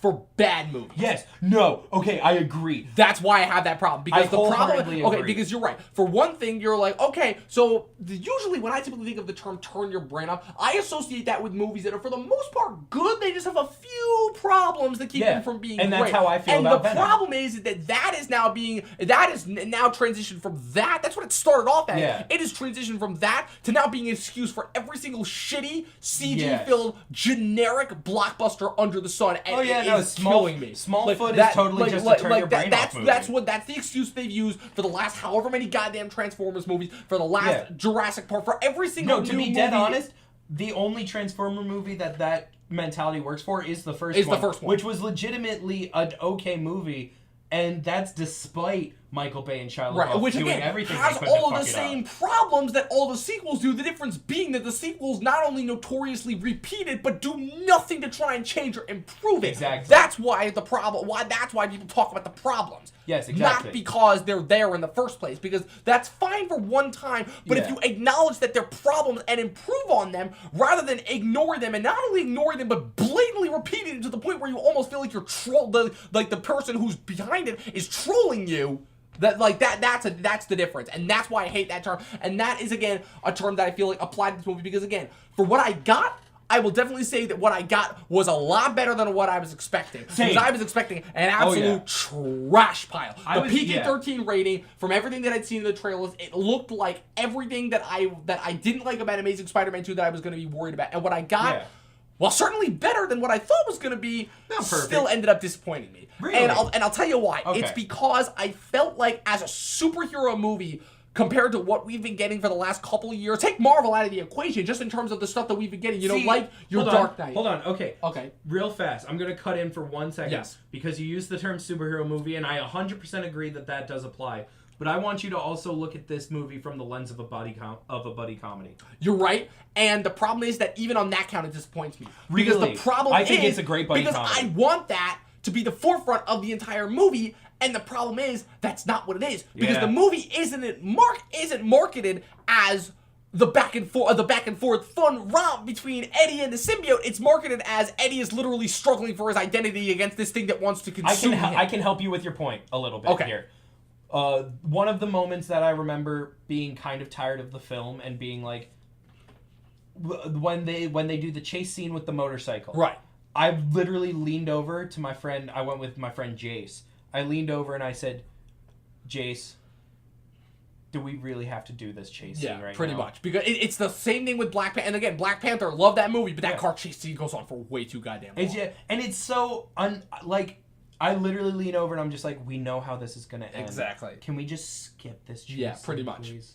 Can we just and that's the big issue I feel with most of the Sony superhero films. Is, I don't give a fuck about your expensive action sequence. Exactly. I don't care. I want the only action sequence in that movie that I was like, this is fucking mind-blowingly amazing, is the Riot Venom fight at the end. Yep. Well, and I have problems with that scene too, because the problem with that scene, so you were complaining about the Oswego Theater having trouble with I couldn't see a thing. For that fight, the Venom Riot fight, I literally have no idea what's going on, because it's so colorless, it's such a bland palette, because it's literally black on gray, and they're both so invulnerable that they can't do anything, that literally to the point where the only shot that I think is cool is the shot that, again, was spoiled in all the trailers, where the goo goes exploding, and you see Tom Hardy and Riz Ahmed opposite each other, and that's the only cool part, because that's the only freaking time where I can tell what's happening. No joke, I think they actually did color correct it they brightened it for the trailer. I think that they actually did that because it does not look the same. It doesn't. Not at all. It's kind of like the same thing they did with the... And that's a whole other thing of where, obviously, how, for me, at least now, what I see in trailers besides just lying to you, that's the trailer's job, is to lie to you to get your butt in the seat. But, that's his job. I don't fault the trailer for doing its job. My problem is just blatantly telling us the entire movie in the trailer, but also just okay, why do I need to see it? Almost being more interesting than the movie Have I ever told you my themselves. concept of how I'm going to market films if I ever get the chance to? But please, do tell me. I need to hear this. I am not going to cut together scenes from a movie. I'm going to create commercials as if I was creating a mini movie with these characters. So the movie that we're doing in the spring, I never got to really finish talking about it. It's a darker comedy that takes place, like 70% of it takes place in a car. Okay.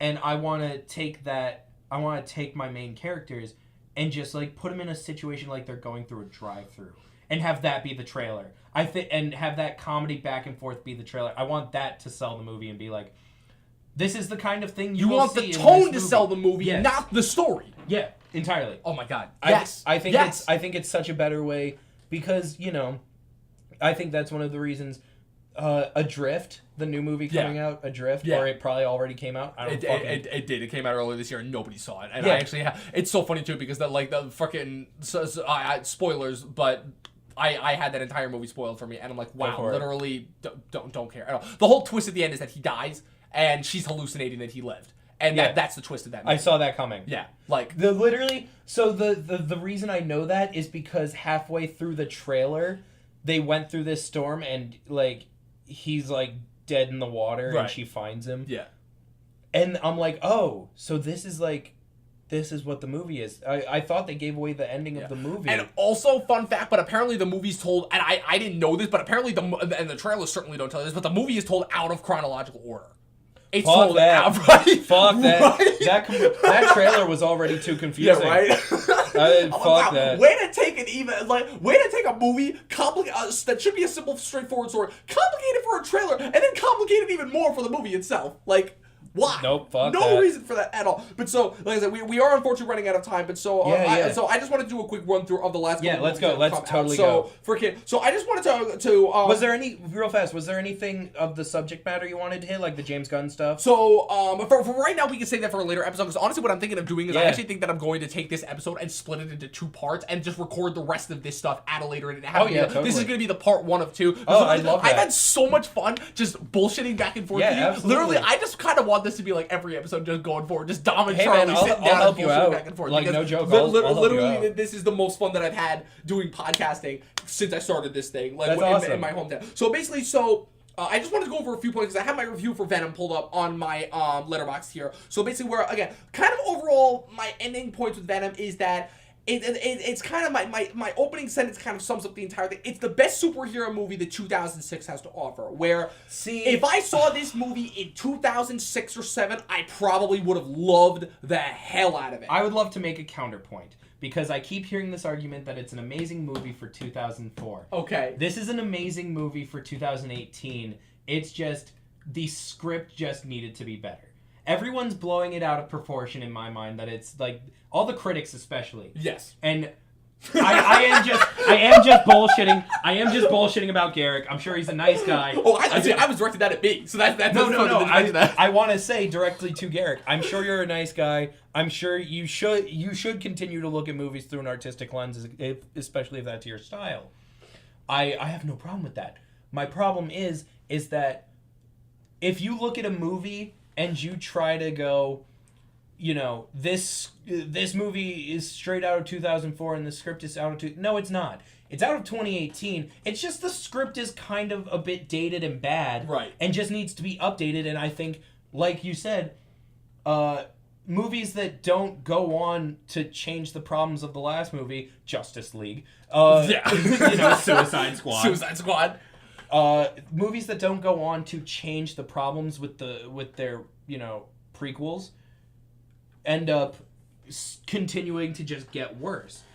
However, I feel as though in the next Venom movie they make, because they're gonna make, it because this one is surprisingly making a lot of freaking money. Yeah. And that's so funny too, because one of my points that I bring up, because I was convinced this movie was gonna bomb in my review, is directed at that. So that's funny too. Because the fans love it. Yeah. Because it is not a critic's film. The fans love it. I recommend anyone who likes Spider-Man in general, or just superheroes in general, or just anyone who has an affinity for sort of this type of thing, go and see it. I guarantee you'll love it. So here's my question then. So Venom does well because the fans love it.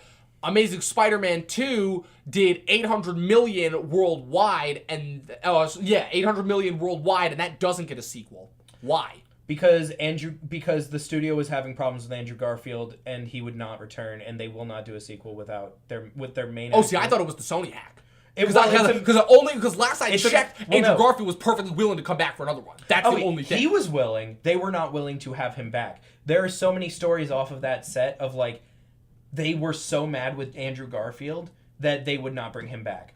So they didn't like his take on the character. I think so, which I disagree with because I think he was an amazing Spider-Man. Agree. I like his performance. I don't think it was a good Peter Parker. I think his take for just that whole character in general is just messed up, and just the whole take he did. But I like the take that he did. Looking at it as a different take on a character that we are very associated with, I enjoyed it. My problems are for the most part technical, and again, I just feel bad for poor Mark Webb with those movies because Mark Webb, especially after seeing 500 Days of Summer, which is one of the best rom-coms I've ever seen. Oh yeah.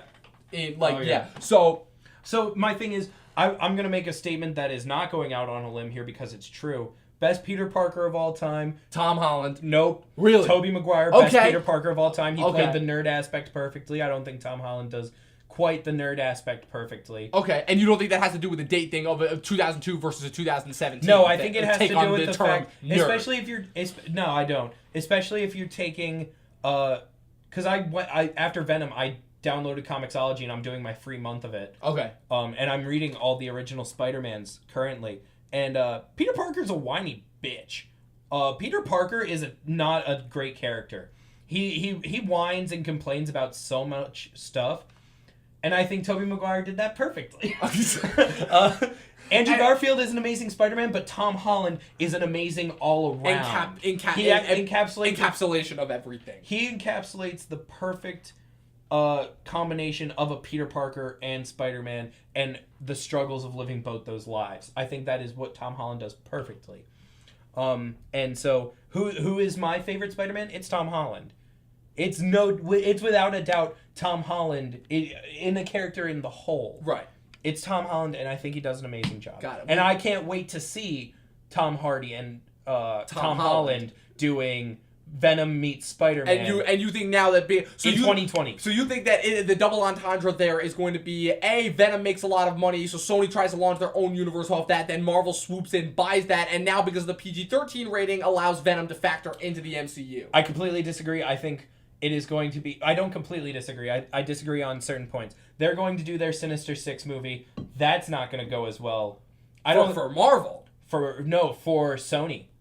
I don't think Sony's going to do a good job with their Sinister Six movie. I think Venom is a one-off sort of out-of-the-park hit for them. Okay. In terms of their superhero department. See, that's the funny thing because the whole thing is that, at least, correct me if I'm wrong, but to my knowledge, Sinister Six was part of the original plan when they were back doing the Spider-Man verse. To my knowledge, I don't think Sony is planning on doing a Sinister Six movie. They were planning on, so they were going to do a Venom versus Carnage movie, some sort of a Riot or another symbiote spin-off, and a Morbius spin-off. Is to my knowledge what they were going to do. I didn't know Sinister Six was back in the plans. I know that's what Marvel's obviously trying to build towards with its Spider-Man side of things, just because of all the people they're bringing in. So it just stands to reason that you've got Vulture. You got Gyllenhaal coming in as Mysterio for Far From Home. You've also got in the post-credits of Spider-Man Homecoming, the guy has the Scorpion tattoo. I can't remember the actor. What's his name? Nacho from Better Call Saul. Michael Mando is the actor's name. Because he's the Scorpion. He is Matt Gargan. He is the Scorpion. Exactly. And so... I think Marvel is setting this thing up and trying to beat them to whatever characters they can license first, and it's this race. But Sony's going to beat them in the sense that they've already got the licenses for the Green Goblin and Venom and all of these iconic sort of Doc Ock, iconic sort of Spider-Man villains. So they're going to make a better Sinister Six movie character-wise, but it's going to flop. And then Marvel is going to offer them the same thing they offered them after the Amazing Spider-Man 2 flopped and go, how about this? We co-make them and you just license us the characters and you guys still get to put your logos and get paid. Right.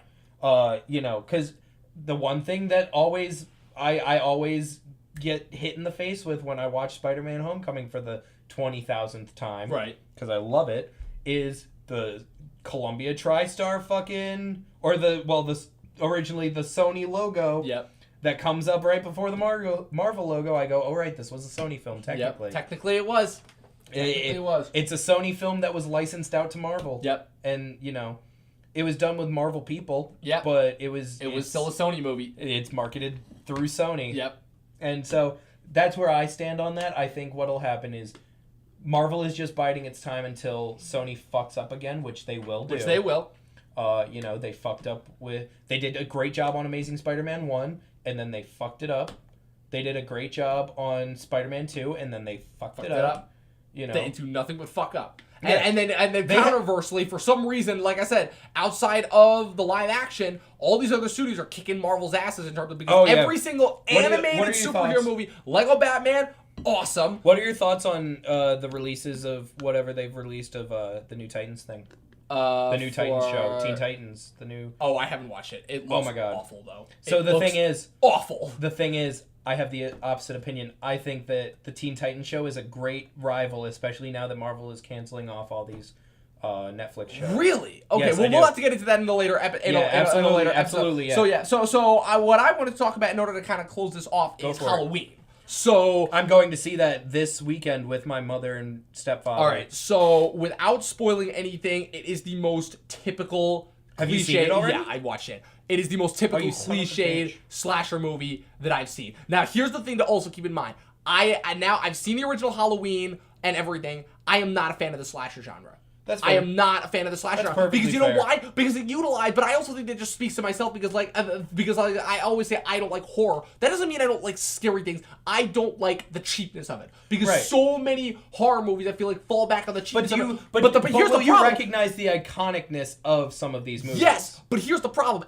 That does nothing for me because I don't look at, but for me at least, I've gotten to a point now where I look past it. It's like, okay, regardless of how iconic this person is, for me, the only thing that makes it iconic is the fact that it has something good to back it up. And if it has nothing great or unique to back it up, like, I'm sorry, but Freddy Krueger and him being the iconic thing, I've never seen a single Nightmare on Elm Street movie in my life.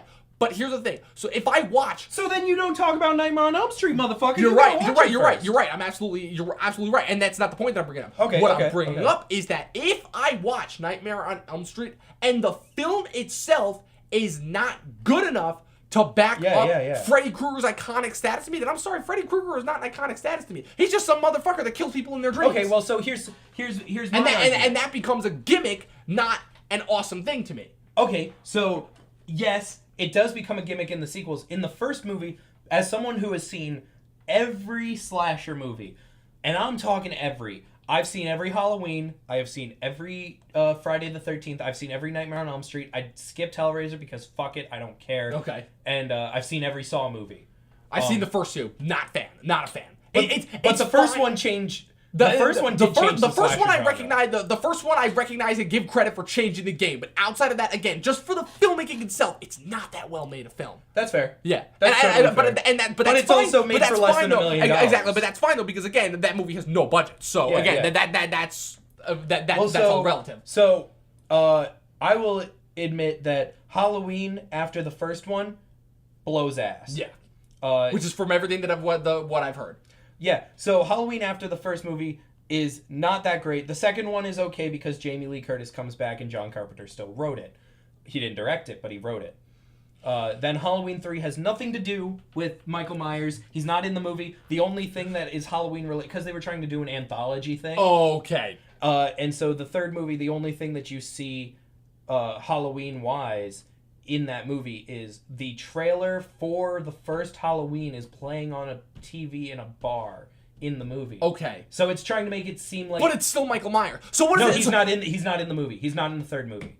At all? No. The third movie, the villain is Silver Shamrock Mask Making Corporation and Toy Company. And they sell these Halloween masks that kill kids and turn them into hosts for like parasites and snakes and shit, which then of course kill the parents. Right. And their goal is to basically cause the apocalypse through their masks. Okay. It is not a good movie. So it is not a good movie. Okay, I was gonna bite and say why the fuck is it called Halloween then? And then I'm saying other than shameless brand usage. No. So it is literally because the original purpose of after Halloween 2, the original purpose was to turn the Halloween anthology into like this sort of like scary things to tell in the dark or like Tales from the Crypt. Like if you were to read a book of like an R.L. Stine compilation book, right? It's like not every story is the same, but they all kind of exist in the same universe in a certain way. Okay, got it. So it was trying to almost pull like a Black Mirror thing, like a Twilight Zone kind of thing. Yeah, exactly. Okay. Exactly. All right, Twilight Zone, Black Mirror. All right, I can dig it. And it's not good. Like, it's not good. All I know is about all those sequels that came out is that there's one, I don't remember which one it is, but I've seen clips of it all the time because Double Toasted makes fun roasts this movie to all high hell. It's the one where Michael Myers literally gets his ass kicked by Busta Rhymes.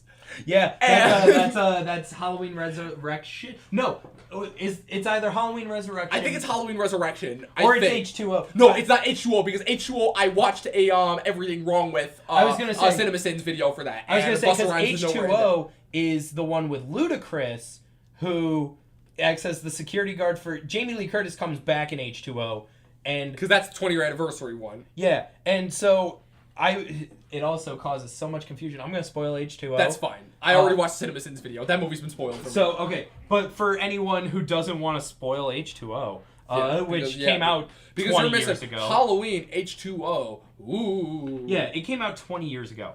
If you haven't watched it yet, that's your fucking fault. Yeah. She chops his fucking head off with an axe at the end. Yep, I remember seeing that. And so the thing that bothers me about that is I understand that this new one is literally getting rid of the second to fucking 8th movie or 9th movie. Right. But if you're gonna write stuff out of canon and you've got a character like Michael Myers who is known to come back from literally being mutilated, you almost can't do a new Halloween movie. Yes, and that's probably my biggest spoils. problem. No spoilers. Because I gotta see it with my mom. So I'll tell you. So I'll tell you one problem because again, I'm not a horror fan at all. So maybe you can shed some light and give me a new opinion. So basically, to close this thing off, Michael Myers' invulnerability. As somebody who has only seen the first Halloween and you don't even know. They blow this motherfucker up in the second movie. Can you explain to me? Because here's the problem. So this movie, what I will say without spoiling anything, like that's not telling you any plot details. This movie goes out of its way, to establish Michael Myers is not supernatural joke. in any way, shape, or form. Okay. This motherfucker gets stabbed in the eye, Here. shot 6 times in the chest. It's basically fucking, look what? And keeps going. I got How? you. I got you. It's basically a joke that John Carpenter started to tell back in 1978, where in the first movie he had him get shot 7 times actually. 7 times, right? And then with they look out 7 times with a 6-shooter. with a 6 That's shooter. the big joke. And the whole thing, that whole movie ends. They look outside and he's gone. The body's gone. But okay, and that's the whole thing. I'm gonna blow your mind. Are you ready? Okay, yes, please. There was Explain this never to me. supposed to be sequels. They were never planning to make any other fucking Halloween movie after the first one. Right. It was just gonna end on that creepy thought of like, oh my god, he's not dead. He could still be out there, and that would have been it. And that would have been the fucking end of it. I'm starting to see it now. And then because I'm thinking about that movie with no sequels, with no thought of what's coming afterwards, and the kind of fear that hold on. So I'm gonna talk to you about the second one because then the second one. They decided they were like, hey, John, we're going to make a second because one. the first one made a shit ton of money. First one made a shit ton of money. It invented a genre. Pretty much. Because you would agree Halloween is the one that invented the slasher genre, right? Because Halloween is borrowing a lot of things that Psycho did a decade and a half earlier. Psycho is not a slasher film. Agreed. Because that's not a slasher movie. That is a psychological thriller. It is a psychological thriller with stabbing. Yes. That's all that makes it a slasher film. Anywho. The second movie is literally, it takes place right after. And so they were just like, let's make a sequel. And John was like, I don't want to make a fucking sequel. I wanted it to just be this thing. Right, like I wanted people to legitimately have this feeling walking away, which is why I specifically came up with this ending. I want to go make the thing. I don't want to do this. Right. And so they're like, okay, well, so then we'll have someone else make it because we're not capitalizing on this. And he goes, okay, I'll write it for you. I don't have time to direct it, but I'll write it. Right.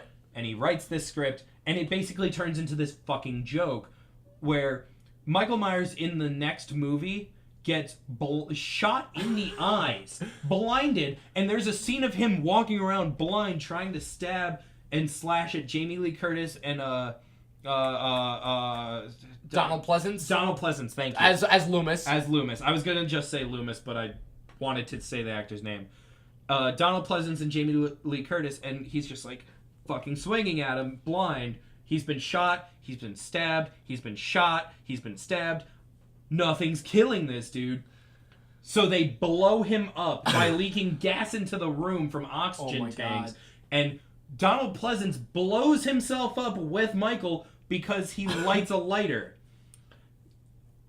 Now, if you ask me, how the fuck Donald Pleasance shows back up in the 4th through 6th movie, I couldn't fucking tell ya. I don't know. I don't fucking know. Because, yeah, Michael Myers is indestructible, but so is fucking Loomis, apparently. So it's a joke. John Carpenter made this joke, and they just rolled with it.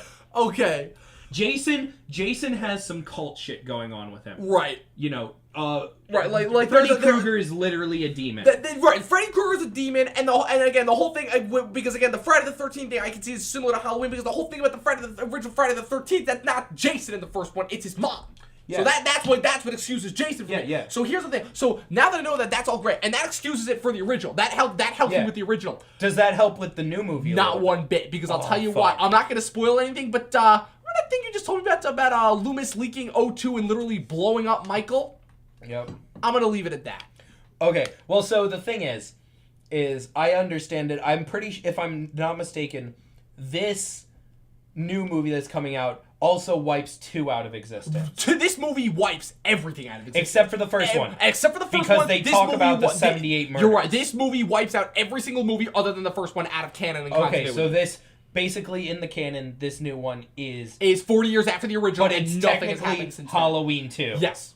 Okay, cool. Yes. Okay. That's all you need to know. And now here's what I'll say. My problems: nostalgia for nostalgia's sake, or member berries, as South Park likes to coin it. Member berries. Right down to literal sequences that are pulled from the original, whether it be clips from the original that they added into this one, or just sequences that they replicate right from the first one. Unintentional bits of comedy that not only feel out of place, but also help to change this movie and be like, okay, what? And at other points when the comedy does work, I'm like, okay, why am I not watching this movie? Because there's a couple of kid characters in this movie that literally are basically like Lil Howry's role that he played in Get Out, where they're basically the embodiment of the audience in the entire movie. We're screaming about all the stupid decisions that they make, and then they're either gone or killed off within like 2 minutes of their introduction, and it just throws the whole tone of this movie for a loop. That's so interesting. Every single character in this movie, outside of Jamie Lee Curtis, feels like they're just there to take off space. And it's so weird, too, because you know how we always talk about the rules of slasher movies, for lack of a better word, and how the entire reason for Cabin in the Woods existed is because Cabin in the Woods, Cabin in the Woods and Scream is fooling around with and making fun of those rules. Yeah. So this movie, I feel like, is trying to be self-aware about it, but the problem is it doesn't really set a stance of what the rules are, because Michael goes from literally, without spoiling anything, literally goes from killing kids, like little kids, like 12-year-old, 13-year-old kids, like without any thought or hesitation whatsoever. And I'm not talking teenagers, I'm talking little kids. Yeah. But then he just passes by a screaming baby's crib like nothing. Like doesn't even acknowledge it. Well, this might help with that a little bit, because we just, like I said, we did Halloween and Halloween 2 versus Halloween and Halloween 2, the Rob Zombie remake. Right, the Rob Zombie remake. For our next show, we're actually recording that podcast tomorrow. Okay. And, which, by the way, Halloween 2, the Rob Zombie film, is literally something I've pulled out of my butthole. It is the most disgusting, not good, piece of shit movie. I hate it so much. I hate it so much. But, that aside, the Rob Zombie remake of Halloween 1, however, I love. I think it's actually a great continuation, and it tells the story, it focuses more on Michael as a child, and I think that is exactly what you need to do if you're going to remake Halloween. Right. Because that's the only thing new and interesting that you can do with it. And Rob Zombie does an amazing job. He makes me feel for characters who aren't even mentioned in the first movie.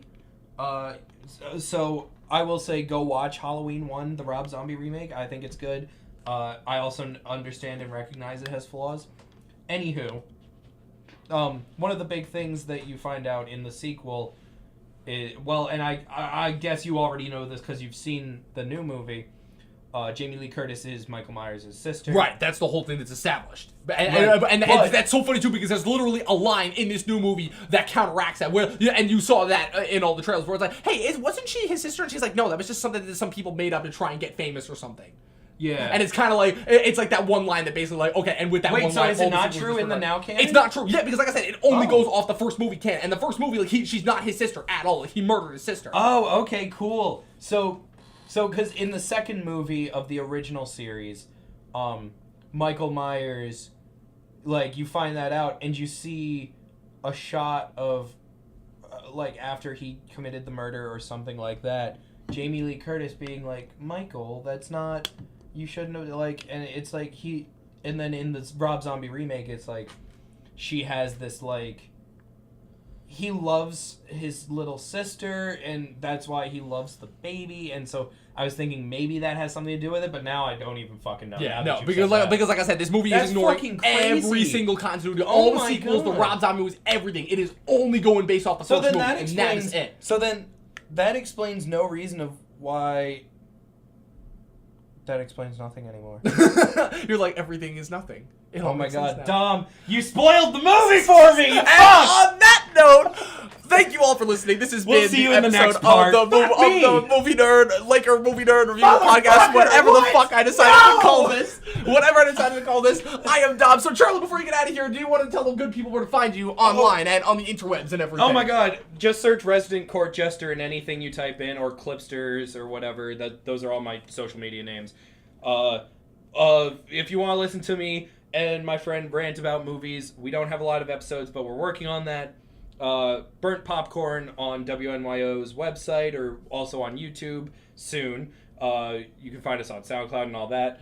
But fuck me! Seriously? Yep. Oh And my you can God. find me on Twitter and YouTube for @Movie Nerd Reviews, Facebook Dominic Rizzi, Instagram @Dominic Rizzi, and also if you're in anywhere near the Oswego area, pick up a copy of the Oswegonian, specifically the Lake Review. That is my section that I am the editor for. That is it. We will see you guys Absolutely next time. support the Oswegonian. Always support the Oswegonian. I'm gonna make him an offer he can't refuse. Say what again? Say what again? Why so serious? Watch what happens. Well, what happened is this fool would go right through your fucking head. Watch what happens. I am the one who knocks.